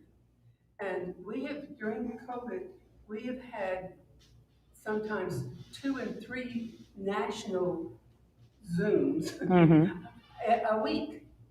And we have really done a lot of work together, trying to understand how we can be better theaters, more open, more inclusive. And out of that was what grew some of the work that we are doing and have been doing with the social justice plays that we've developed. And they're so simple and so just accessible. They're on our website, and we invite anybody that wants to go on them. And Cherish was one of the directors for one of these, and just beautifully, beautifully done. So, no, we're not, certainly haven't solved all the problems, and we certainly aren't going to in any rapid fashion. But I think it says something about the desire to create wonderful theater and the desire to have it inclusive of everybody in our cities, and that on our stage we're representing the people that we perform for. I think all of that is extremely important, and I think that does mean we made a little bit of a step forward.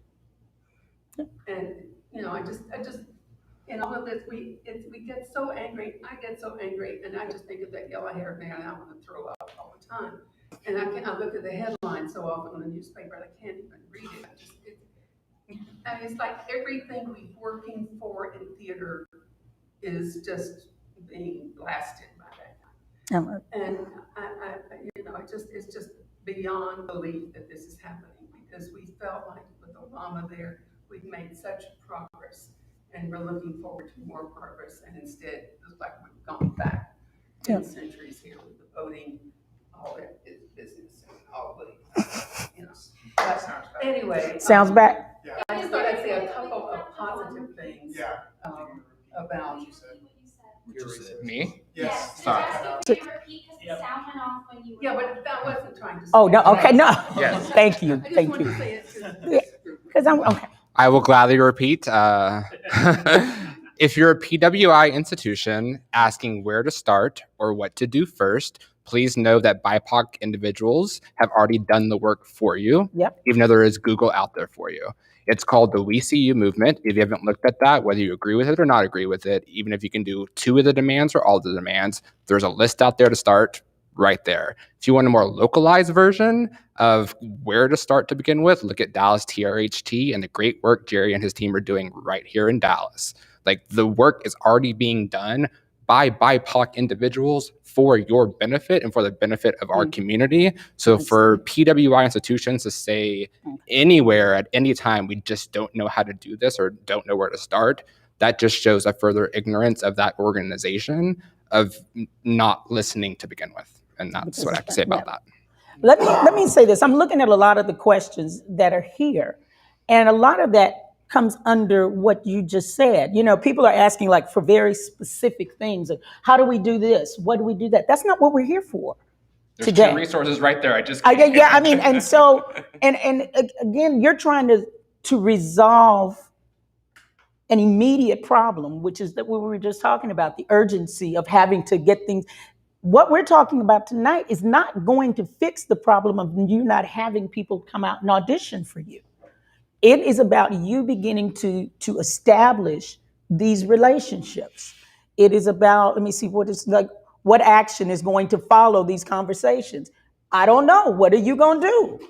I mean, and that, so the thing is, it is not up to us to create those actions for you to do. You have to decide, how do I then begin? You have to look past where you've always looked. If you are a theater right now who is in a position that's going, oh my God, how do I get people of color to audition? Examine your history with them. Examine your history with those that, how often have you reached out? How often have you said, how often in your personal space, what relationships do you have there? Because so often you're wanting to create a space in your workspace that you know nothing about because it's not in your personal space. So how many people in your circle look like you, have the same financial status as you, go to the same church? How many of that? And then you want to go to work and bring in Black and brown people without knowing anything about them. And so you have to diversify before you can bring that into the workspace. I mean, that's just what I think. You were. Yeah, I was just gonna second to what you said. A few people have actually hit on this. Honestly, it's just about work. Nobody's saying that we have all the answers. Nobody's saying that you have all the answers, or that Google can give it all to you. But Devon did just give you a good starting point. And at the end of the day, that's what it's going to come down to, because it's just like, and I'm sorry, your name is Richard. Richard.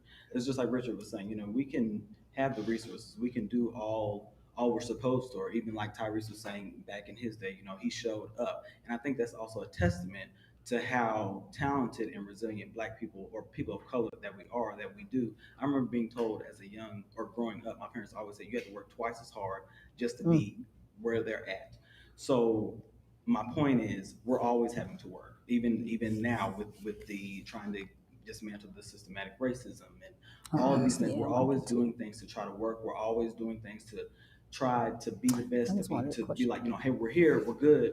But at the end of the day, we can do everything that we are supposed to do. And if we're still getting doors shut, that's on their end. That's on y'all's end. So it's not up to us to, at this point, we don't need to do anything else. It's what y'all need to do. So you do need to Google. You do need to research. You do need to, it's the effort. It's the effort. The same effort that you want to put in to all these other things that you have, or to even you're appealing to your white patrons, then you need to work on you need to work on researching so that you can appeal to your people of color, those patrons. So it's just all about your effort. You can't be lazy. You can't have nobody's gonna sit here and tell you the answers. I shouldn't have to tell you the answers. We've gone through too much, had too much depression. I don't have time to sit up here and tell you the answers. Figure it out. Well, and not being not being disrespectful to that. It is like all of a sudden you expect us to lay it out, and then I'm looking at some of these questions too. They're clearly coming from people of color, and I'm like, and I get that you're angry, but anger is not going to fix this problem either. I mean, there are questions on here. Well, what are we going to do? Are we willing to not support organizations who refuse to change? That's up to you. I don't like cancel culture. I love that LeVar Burton calls it consequence culture. And so the thing is, if I don't like what you're doing, I'm not going to spend my dollars there. I'm not going to, but it's like with art. If that organization is going to survive, it's going to survive whether I support it or not. I'm not going to be part of it. But if people ask me why, I'm going to tell them. I'm not going to tell anybody you shouldn't go because I'm not going to try to change your mind. That's not my job, to change your heart. My job is to live my life when if somebody says, why are you not doing this? I will tell you that. And if there's a movement to be made, yeah, but I'm like Cherish in that regard. I'm not going to give the energy spending my time trying to close down a place that won't hire me. I don't want to work any place that doesn't want to work, that does not want me. And I will create those spaces, and I think those spaces will come about. So some of the questions that you all are asking are, there are a lot of questions on here about Water Tower Theater. You all are having your own conversation, aren't you, next week? That's where you ask those questions. I said at the beginning, this was not we're here to ask about what Water Tower is doing. Shane came in and he said he wanted to sit here and he wanted to listen. I'm answering some of these questions. Why is Shane not talking? Shane got to talk.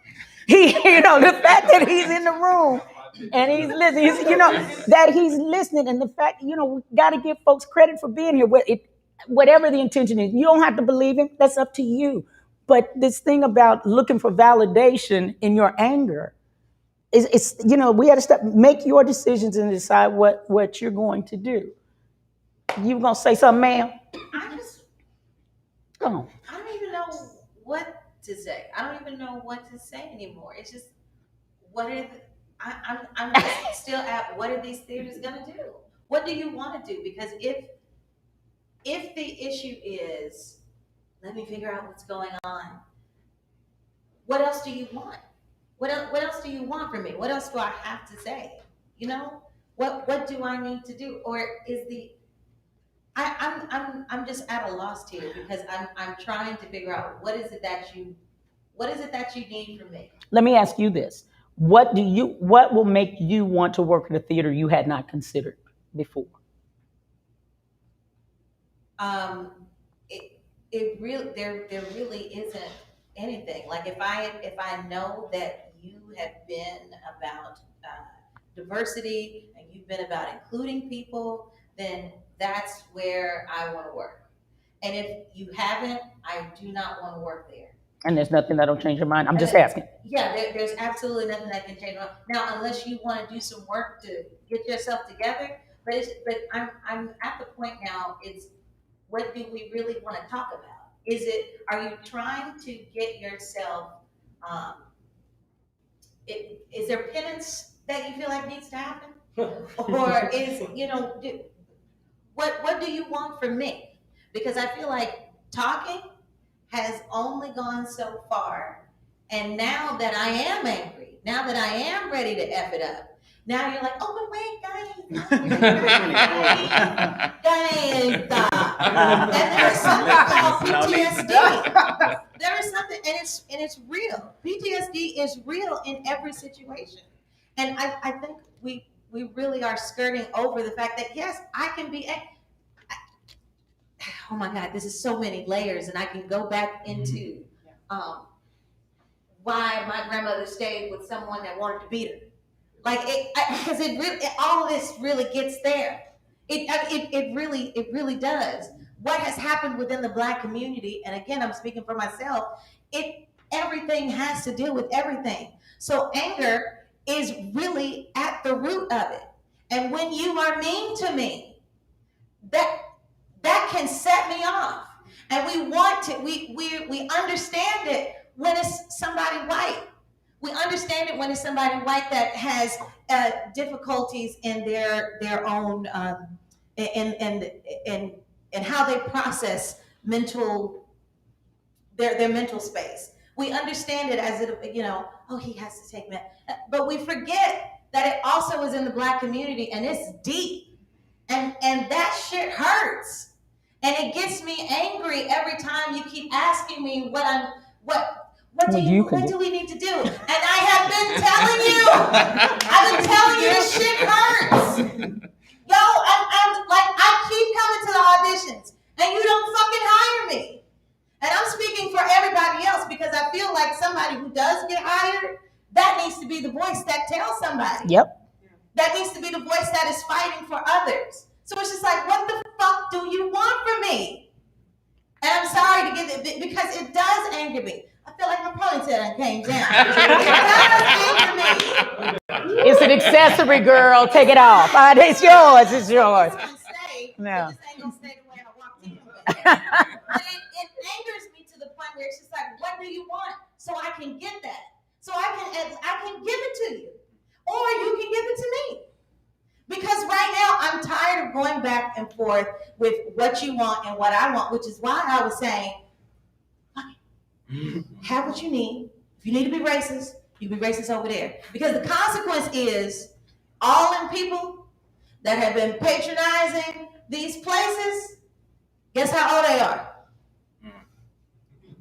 Well, and you know what? Let me say, because I feel your. You know what I'm saying? I feel, but you know, these young people are coming in and they are ready for change, and they are ready for change by any means necessary.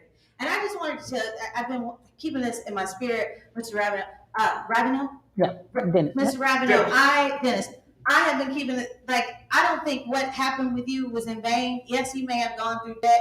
But it's people like me that you were fighting for, and it's people like me that work because of you, and whatever you set for us, I'm gonna get really teary-eyed because that ancestral line, it means so much to me, and I work because people like you, and people like you that are fighting, that have fought for me, and continuously fight for me. Yeah. So I really respect you. I thank you so much for your work and what you're doing within this community and what you have done. Because just because you got in debt don't mean that we don't see it. And we're working for people like you. So I just want to let people know that I've had it up to here because I need to know what we need to do so we can move on and stop having this conversation. Yep. Tell me. See, and this is the thing. Because that is frustrating to me. And I'm reading some of these questions, and they're coming clearly from white people and from people of color. And while I get it, we're not here we're not here to attack. That's not what we're here for. And I'm angry too. I am angry things haven't changed since I started in this business some 30 some odd years ago. I am frustrated that my daughter is still going to have to work twice as hard. But I do also know that there are some people out there. I have to keep up hope. And while I respect, and the thing for me is we have to respect each other and our decisions. If you decide, it's that respect. Right, well, that makes me even want to work harder. Right, and the thing is, there are some people go, well, I'm not working over there, and then if somebody else goes to work someplace, then we want to be mad at them. You know what? Folks got to eat, and everybody's got to make their own decision. Yeah. And I have the utmost respect for whatever it is you choose to do. And if we are fighting for the same thing, let us stop bringing each other down. Let us stop attacking each other because of what we came to do. Because I don't want to get mad at somebody because you mad at them. Don't be pissed at me about that. You know, we've got to find solutions to what's going on. And when I say find solutions, I'm not saying fix the theaters as they exist. Again, these theaters that are struggling right now to find people of color, you need to ask yourself, why? You need to ask yourself, what have you done in the past? And then figure out how you cultivate these relationships to get them going. But there was something, I'm going to read some of these to you off. Somebody wants to, I'm just going to throw them out. Please explain accessibility and the platforms that theaters are not using to reach people. Yep, and that's a good one. But then let me see. Go ahead. So, as someone whose day job is community engagement and education, and reaching out, working in South Dallas and Fair Park, predominantly Black community who has been screwed over generation after generation after generation, continues to be screwed over to this day. But my job is to somehow fix that relationship. There are community hubs for people of color. For example, I will give a real instance. Last week, I was at the barbershop getting my hair cut, and we were talking about my job and what I do, and I was like, oh, hey, I work for this presenting organization, Wicked's coming through, huge Wicked fan. And then all of a sudden, the whole barbershop started talking about Wicked, and I'm like, a bunch of Black people loving Wicked. The problem is theaters aren't thinking in that mentality of, oh, we're too scared to go out into these communities because they already don't think it's for them when they haven't even tried yet. Yeah. So let's but also what I also want to point out is that it should not, the onus of community engagement and education should not be placed on the backs of Black and brown people as staff members. Yes, we enjoy the job because that is our soul, that is our heart, that is our community. But if you want true, meaningful change, that power only goes so far. You've got to continue to elevate us up to artistic positions, to executive positions, to board positions, because we can't just be your token person of color going out to the community saying, look, our theater has a person of color, you can trust us. Yeah. Because at some point, that staff member is going to say, I'm done. I'm done being your token, and I'm done being your spokesperson for change that is not meaningful and that is not okay. Right. So at some point, get ready. It's going to happen, and we're going to be done with it. Somebody did send in a question, and they wrote it, and then I posed this to artistic directors, I believe, because I can't find, my computer died earlier, so I didn't save the form. A question came: are artistic directors willing to take a cut in pay to hire staff members of color to be on their staff? That's something to think about. And another issue we're facing tonight, we're doing all this talk about what's changing. The people that have the power probably ain't watching. The board members probably don't watch. And I also, though, I got to give credit. There are theaters doing the work. There are, and I'm not just saying this because Robin's in the room, and they don't have to tell people. I'm working with them, and they to do a lot of diversity work and working with children to start conversations now about race. I've worked with a couple of other theaters in town that said, we need to be better. And, and not saying, come fix our problem. Tell us what you think. And I tell them, my opinion is just mine. So there are theaters out there doing the work. And I think that sometimes what we have to do now, because this did change some people it ain't changed. We have to kind of be open to say, okay, who changed, and see what their intentions are, even if they haven't been in the past. That's for me. I give you the benefit of the doubt until you show me who you are. Because this changed a lot of people. This 1 year of quiet, this perfect storm that we had. Because if we had not had a pandemic, George Floyd's death would have gone under the rug, just like every other Black man that died.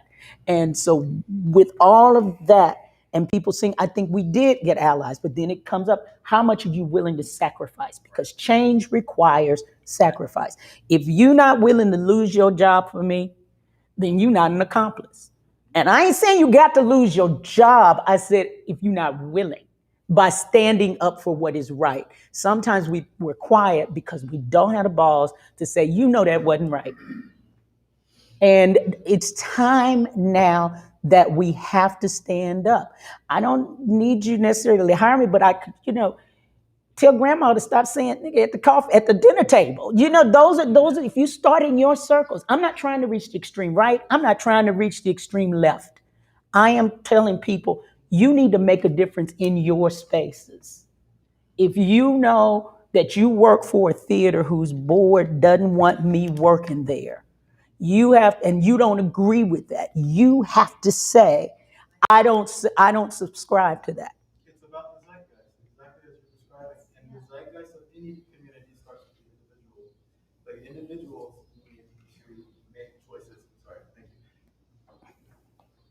the zeitgeist of any community starts with the individuals, right? Individuals making individuals like single choices every moment throughout the day, into the next day, throughout the week, and into the next week, and so on and so forth.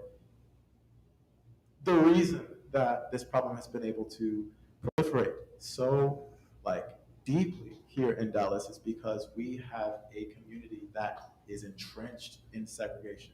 We are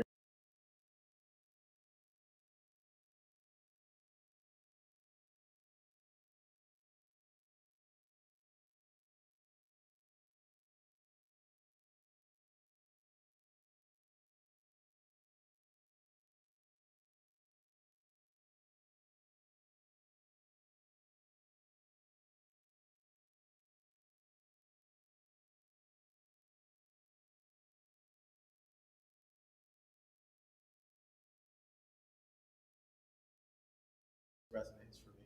And that just bleeds over into everybody else that they talk to, everyone else that they interact with. And that's how his zeitgeist changes. Nope. Let me read a couple other questions. We'll go, and then I'll come to you, Dennis. How many of you in the room feel like the work you do is truly action working toward liberation? Being black, yeah.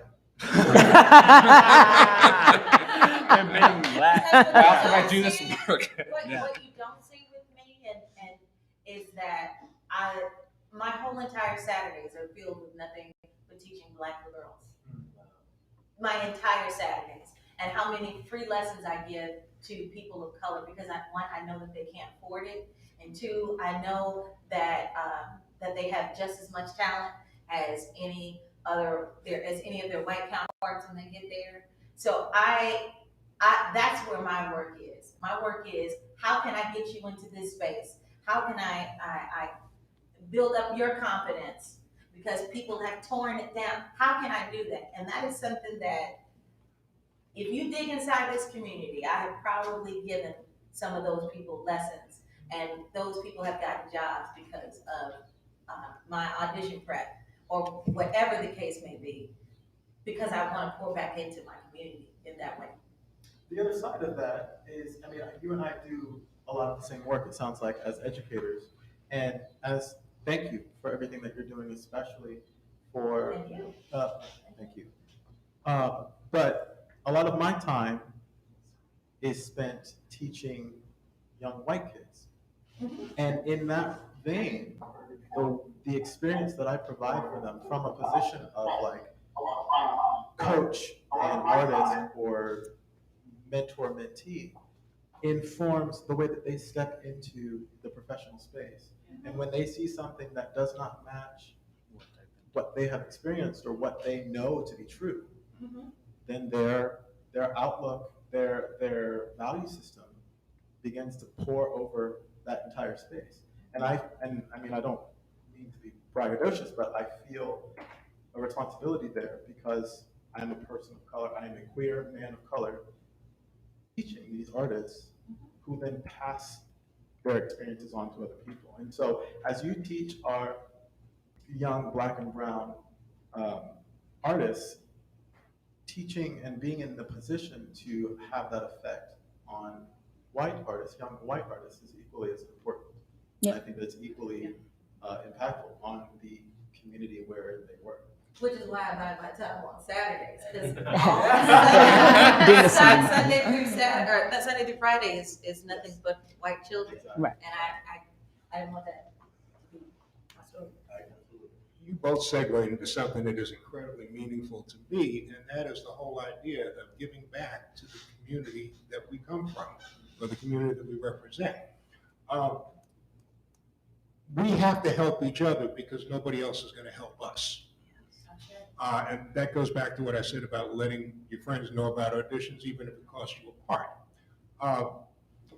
The other thing that I think is really, really important, and I know everybody has to make their own personal decisions, but we talk about progress that has happened over the last 50, 60, 70, 100 years. It happened because people showed up. And it really hurts my heart to hear people say, well, I'm not going to go audition at that theater anymore. Well, that gives them the perfect excuse to say, well, we're not going to cast you. We've got to show up, and we've got to face the disappointment, and we've got to be able to As a very good friend of mine, Denise Lee, once said to a bunch of kids that I was working with, you show up and you give them the best you can and put it on them to say no. Don't say no for them. Yeah, it was. Well, and that was the decision. That was the turning point. That's sorry, I know. I said that was for me. That's the decision that led me in this direction to what I do. The first audition I auditioned for, they didn't cast me specifically because I would have had to kiss a young white guy, and they told me that. And he said the next two auditions are going to be the same thing, and I had to make a decision. Was I going to be mad? Was I arsenic and old lace? And then they were going to do picnic, and then I was in Commerce, Texas. And so they were like, they're not going to cast you. And so for me, the decision was, I'm not making it easy for you. Now that was a different time, I get it. But for me, walking into that room, knowing I wasn't going to get cast and saying, look what you're missing out on. I am going to make you tell me no. And if you can live with yourself because of that, then that's on you. I got to go to her first. So, but each of us has to make our own decision. I want to do this. If you don't want to here, and did you have something too, Jonathan? Here, and then I want to do something else very specific. I wanted to jump in talking about education because that's what I do in my day job. And one of the things that I really think that I need to charge other white people out there is, if you are a white administrator in education, you need to be an advocate. You need to amplify other people's voices. You cannot be afraid to go to the president of your nonprofit or go to your superintendent or your principal and say the things that are happening are wrong. Here are all of these other folks that have been telling you for how many generations that this is happening, and you're not doing anything about it. And so unless there's a phrase that my partner uses, white translators, when there are BIPOC people who have been saying this over and over again to white leadership and they don't listen, and then suddenly the white person comes in and says the exact same thing, and they're like, oh yeah, that's a great idea. You know what? That sucks, and it is wrong, and it is terrible and horrible. But sometimes that's what it's going to take to get it started. So white folks, speak up. Quit sitting in the back and saying it's not my place to speak up. It is your place, because unless you are jumping in there and fighting the fight with your colleagues and with your friends and with your community, nothing is going to change, because that's exactly what has happened for how many years. Go ahead. So this is the educator portion of our evening. I'm gonna piggyback on the same thing. Yeah, absolutely. I'm gonna charge all white educators to have these conversations. Maybe you've heard somebody say something here that would be great fodder to talk about with students of any color, but have the influence and have the courage to start having these sorts of conversations in your classrooms, in your rehearsals. If we're going to acknowledge that white privilege is actually a thing, okay, then let's use the privilege to maybe help some other people and affect some social change. John. I want to speak to, I think, the question about what can theaters do, or what can predominantly white institutions do. And I really think it comes down to being willing to make yourself uncomfortable, to take to take risks, and also it always comes down to money. I mean, that's the truth of it. And I say that to say that Brooklyn Academy of Music, I think yesterday, they just closed What to Stand Up When It Comes Down by Alicia Harris. And I was talking to a friend who works at BAM, and she was explaining to me how Alicia had this, the thing about the play was that the audience has to be like 60-40. So 60% African American and 40% everybody else. 60% African American, so that African American audience members could actually be in the majority in this experience and in this moment. And what that meant was, from like an institutional standpoint, from a money standpoint, from a development standpoint, was that there were a lot of of members and donors and subscribers or what have you, who were not able to attend in the way that they would normally be, thinking that they could just get a ticket and go to the show, or bring their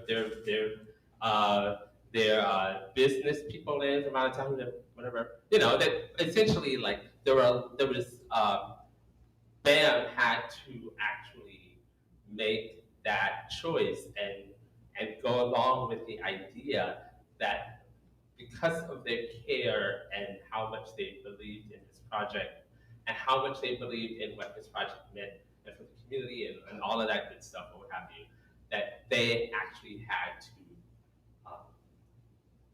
to do something which was different than their normal operational policy. And you have to make, you have to be able to do that, you know. And one final thing I would like to say, and actually, I would like to tell this story because I'm a playwright, so we tell stories. And it actually is about the closing performance. I will never forget this moment for as long as I live. It was the closing performance of Bread at Water Tower Theater.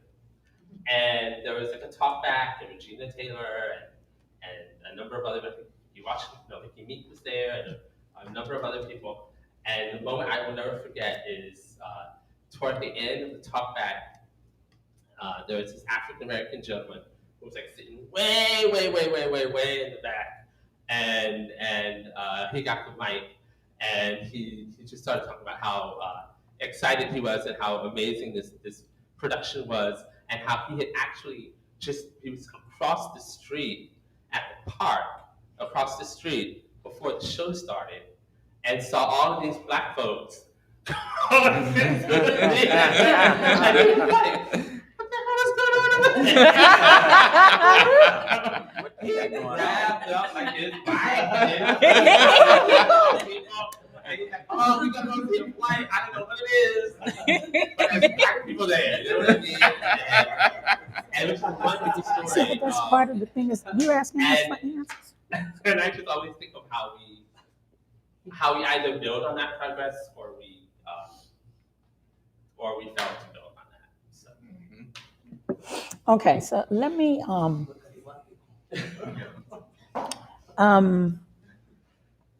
okay. I want to. There are a couple of things that I want to say. I want to challenge as we bring this to a close. And if somebody is posted, we're not attacking anybody. We just want accountability. That's not what we're here for. And respectfully. I mean, but here are some of the questions. And this is, what action is going to follow the conversation? Why did Water Tower decide to limit the comments on their Facebook post? That's not what we're here for. How do we create progress when multiple people in the room reject the idea of doing the hard work of recontextualizing, reworking the systems we work in? These are questions you have to figure out for your theater. I brought these people here so you could hear the experiences, because I'm tired of people saying they don't know. I tell you what you can start with. You can start with transparency. So the shit that goes on in your board meetings, you tell people about it. You hold, that's what accountability looks like. If somebody says something privately, they need to be willing to own it. And until man, names just want to fly out my mouth, and I'm trying not to.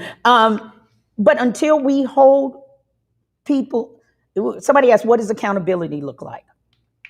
Accountability for each of us looks like speaking our truth and saying what's true and be damned the consequence. If you live in your truth, then you have to accept whatever the consequences are, but you should be okay with that because you're living in your truth. I want to challenge theaters to do this. We talk about I've heard theaters go, well, we haven't found the talent or the resources that people of color have in these communities. And then I challenge theaters to help cultivate the talent in this community. We can't pay $300 for workshops. I was just talking to Kathleen at Amphibian. They've got pay what you can workshops going on at Amphibian in Fort Worth. How many of you all are taking advantage of that? So first, as actors, we have to work on our skills. and stop. We got to get out of our heads and stop believing our own press. I'm talking to actors now, because we all have to continue to work on our craft. It's not about being the best. And when you go in, I mean, I've seen so many posts. I know I was better than such and such. Yes, you were in your head. And, and it may be to some, but it's all subjective. And so that a lot of times we got to stop weighing whether or not that was racist. Some things we can't control. There are going to be some people that don't hire you because you're Black. That's just what it is. But we also have to work on our craft. And I challenge theaters to cultivate, like Kathleen's offering these workshops there.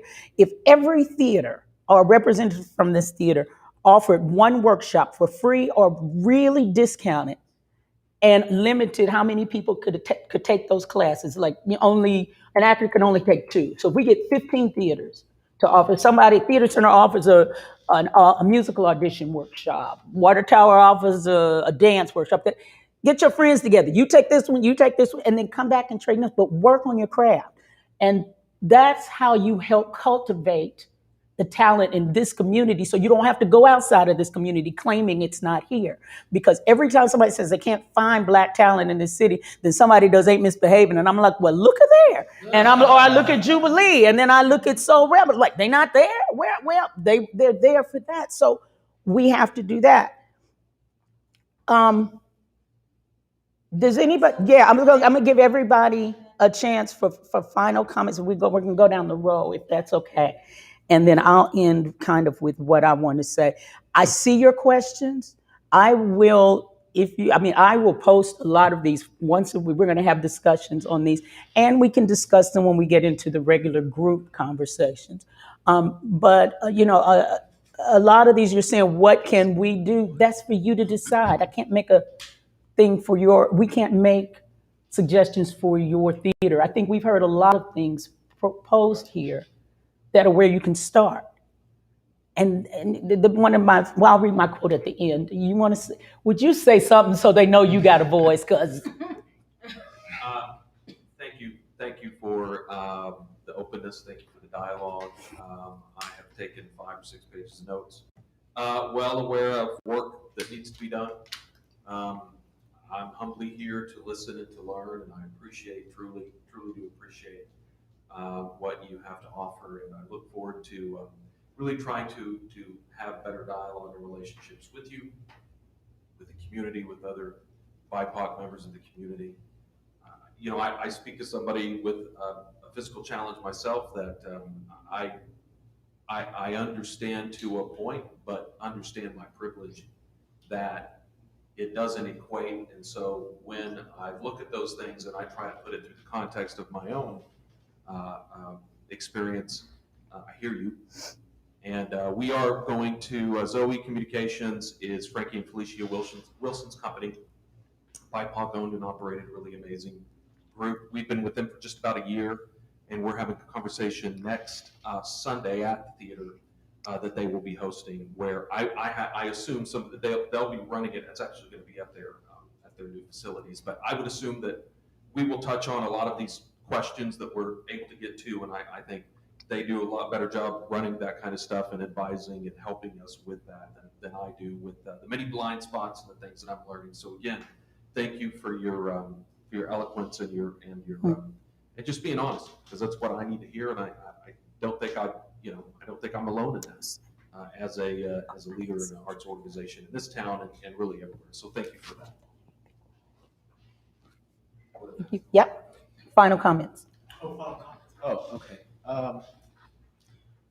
I feel as though, first of all, Denise, thank you so much for facilitating this. Thank you so much to the Dallas Children's Theater for facilitating this. I recognize myself in a philosophical sense to think on very large terms. And so in this conversation, I believe that a lot of what I contributed was kind of like very global, very large, and very almost abstract in thought. I want to offer, though, that that's a layer that we tend to bypass. And in that regard, that's why we tend to have, in response to conversations like these, questions about, well, what do we do? Who's accountable? So on and so forth. And so we are missing the meat of the issue or the situation. We're missing the crux of the problem, and it's much larger than any of us. And in order for us to actually affect positive, sustainable change, we need to be thinking bigger, and we need to be thinking outside of ourselves. Because the answer is not in any one person, it's not in any one group. It is a societal, cultural frame of thought that needs to be augmented and needs to be implemented in just as big a way. What's that Curtis Mayfield said? Keep on pushing.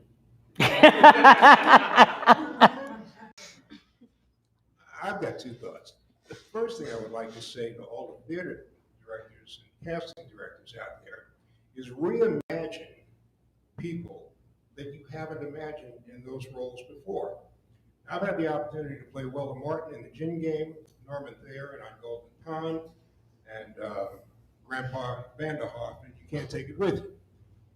Every other member of those casts were white. And when we performed those shows, not one person walked out of the theater. Yep. Reimagine. We can do more than just shuck and jive. We can do more than just huggy bear. Okay. Well. And the other thing I would challenge particularly young actors to do is master your craft. Keep learning, keep studying, and latch on to people who know more than you know and learn from them. There is a wealth of knowledge and experience out here, and it's all for you.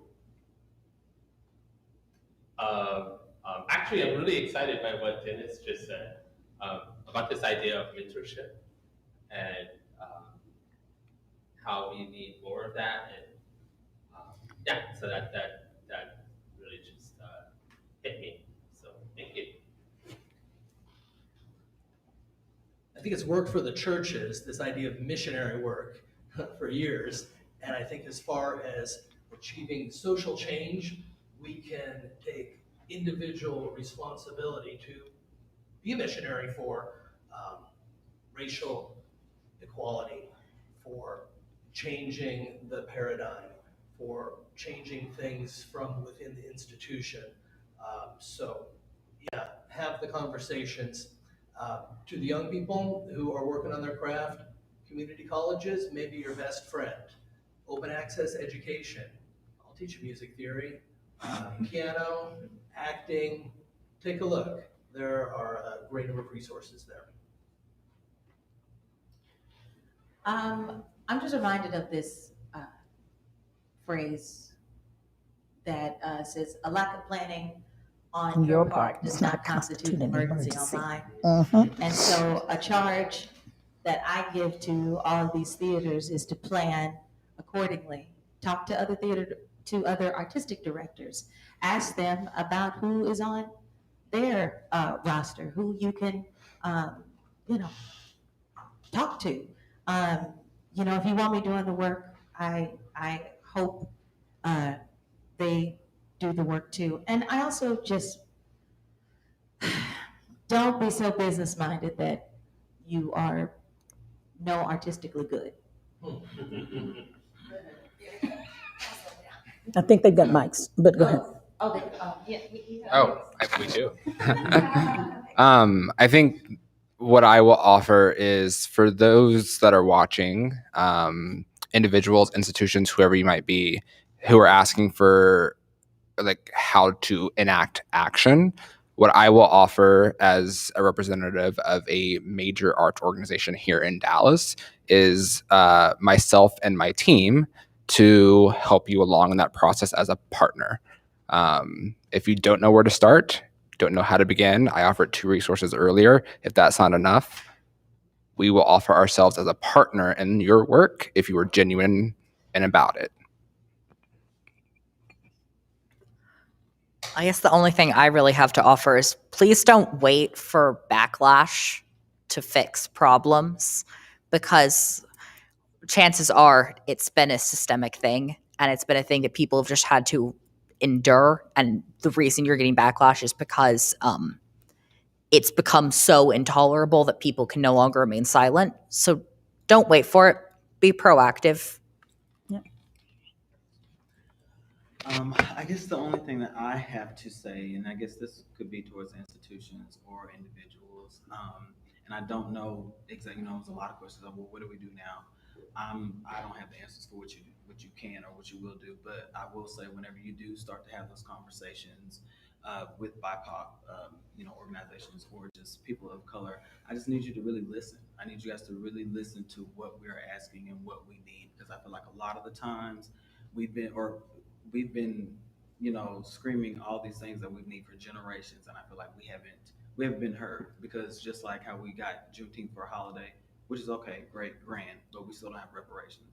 So another paid off holiday that everybody gets to enjoy, but I don't have reparations for my people being enslaved and all that. That's not really listening to what we need. So just actually listen to what people are asking. Going off that, white leaders, after you finish listening, do what they say. I mean, honestly, if you want to affect change, make it.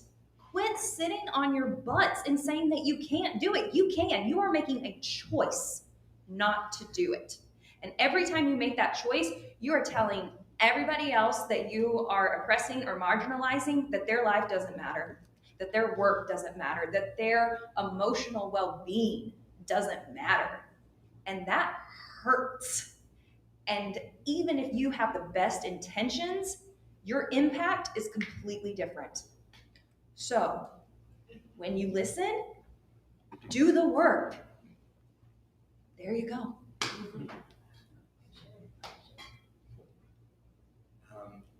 If you are a primarily white organization, if you are a primarily white institution, PWI,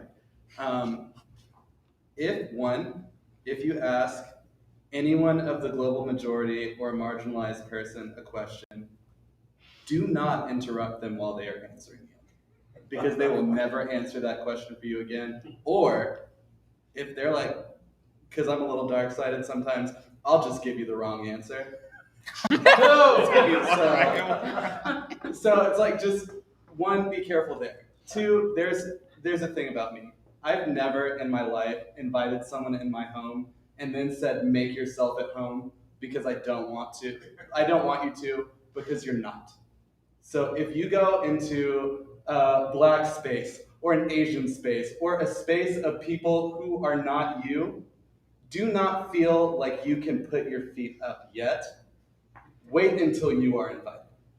And if you are not invited, there is a reason, and you do the work to bridge that gap. And if it never gets bridged, that is totally fine. But know that you did the work, and know that they had no work that needed to be done.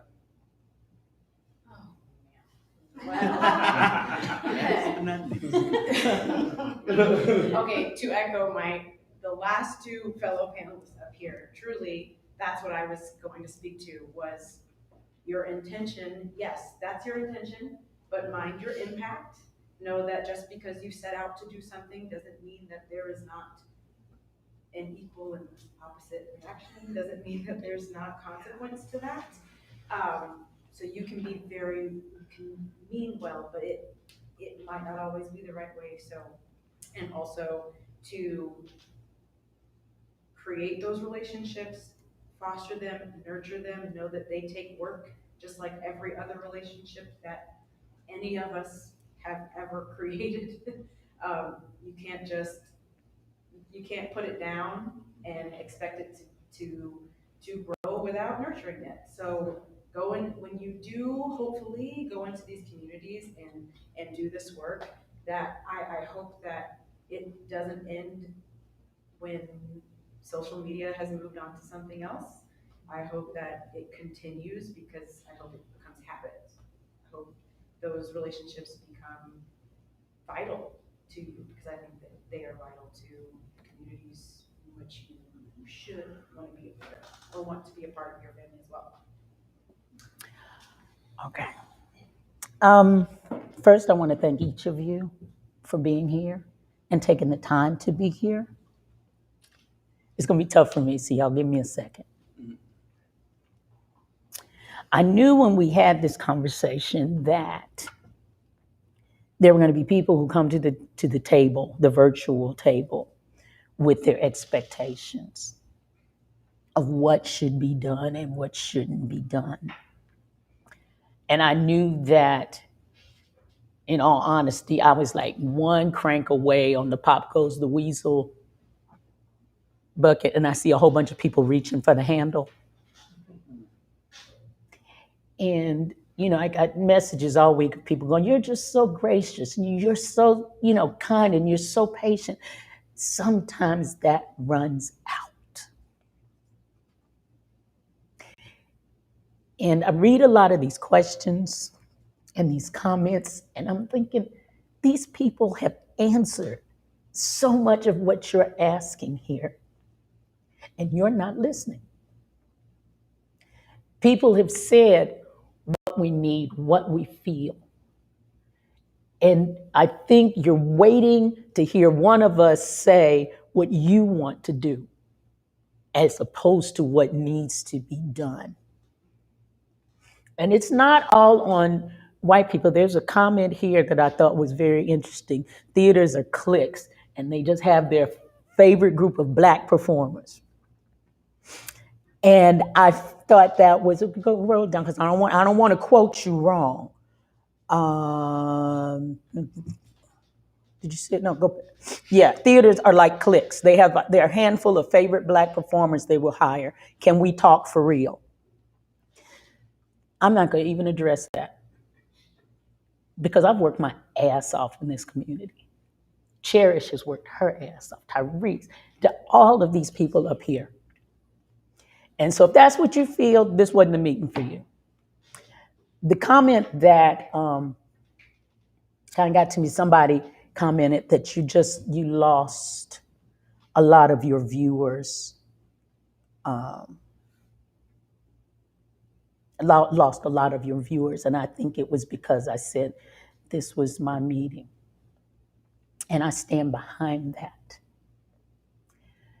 If you came tonight or you got frustrated because I didn't serve you, maybe that's part of the problem. That you haven't allowed enough of us to have a voice. That when you get tired of listening, you're frustrated.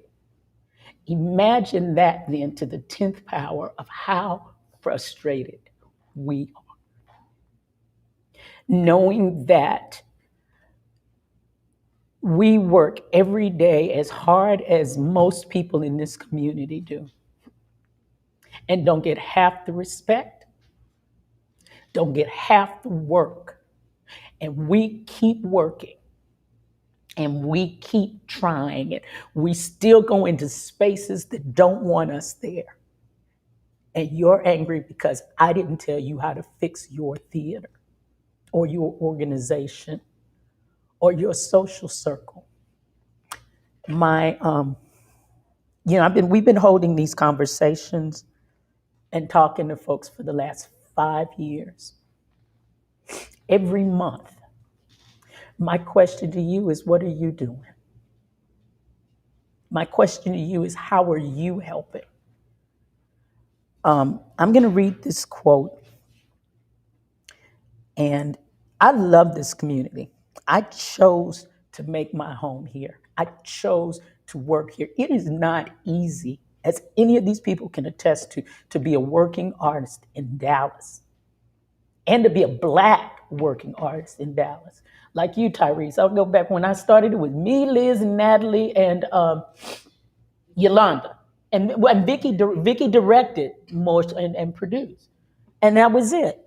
And we worked when they needed Black. It took years for them to put me and Liz in the same show. I mean, and the things that people say day in and day out. So this time tonight was for us. That's what tonight was for. And if that wasn't what brought you here, I'm sorry. I'm gonna see if I can find this quote, because it stuck with me. The sister that University of North Carolina, tried to screw over, and she said, "Oh no, but thank you." Her quote was, and I know I got it right here, and it stuck out to me in saying what somebody asked her when she said she's going to Howard, don't you think it would be better served because white students could learn so much from what you teach? She's the sister that is over this, started the 1619 Project and was denied tenure at the University of North Carolina. And then we got all of this pushback, and then they said, okay, we'll give you tenure. And she said, screw you, I'm going to Howard to teach. And someone asked her, don't you think that, I appreciate you going to Howard, but black students know this. Can't you serve maybe, white students could benefit more? And her quote was, and I hope you hear this, "This is not my fight. I fought the battle I wanted to fight, which is I deserve to be treated equally and have a vote on my tenure. I won that battle. It's not my job to heal the University of North Carolina. That's the job of the people in power who created the situation. It's not my job. My job is to tell you what the problem is and what the problem has been for years." And I have said very similar to what you said. We've been telling folks our house was on fire for years. And you show up when the flames go up and say, yeah, I'm here, and then you disappear. And this time the flames burned so hot with George Floyd, and you say you're here, and now you're mad and don't understand why we don't believe it. Because how many people had to die before you decide that you're going to stay? And now, still a lot of we're trying to go back to normal. Normal doesn't work anymore. Normal does not work anymore. And you have to realize we're not going to play the game that has always been played. I'm going to speak my truth. I'm going to say what's in my heart. And if I lose people because I'm speaking my truth, and if that makes you uncomfortable, then you got to figure that out. Because I'm going to be fine tonight. I'm going to sleep well. And that's not to hurt anybody's feelings. It disappoints me that people claim to really want to do better until we step on your toes. And then you don't want to play anymore. That's fine. I'm going to start my own game. And I'm going to keep working because that's what I do. And I hope that the people in this room will keep working with me. And I hope that there's some of you out there that want to work. And those of you that don't, that's fine. And we're going to keep pushing on. What did he say, Tyrese? Keep on? Because that's what we do. So I thank you for hanging with us tonight. I thank all of you all for giving your time. I thank each of you for speaking your truth and your heart. And I'm going to go home and hug my puppy. I appreciate you being here. And hopefully we'll see you at the end of the month, our next community conversation. Bye, Sam and Taylor. I thank you in the background, Vonda. I thank you for everything. Thank you again, Miss Robin. I appreciate each one. Good night. Trinity on the other side, I thank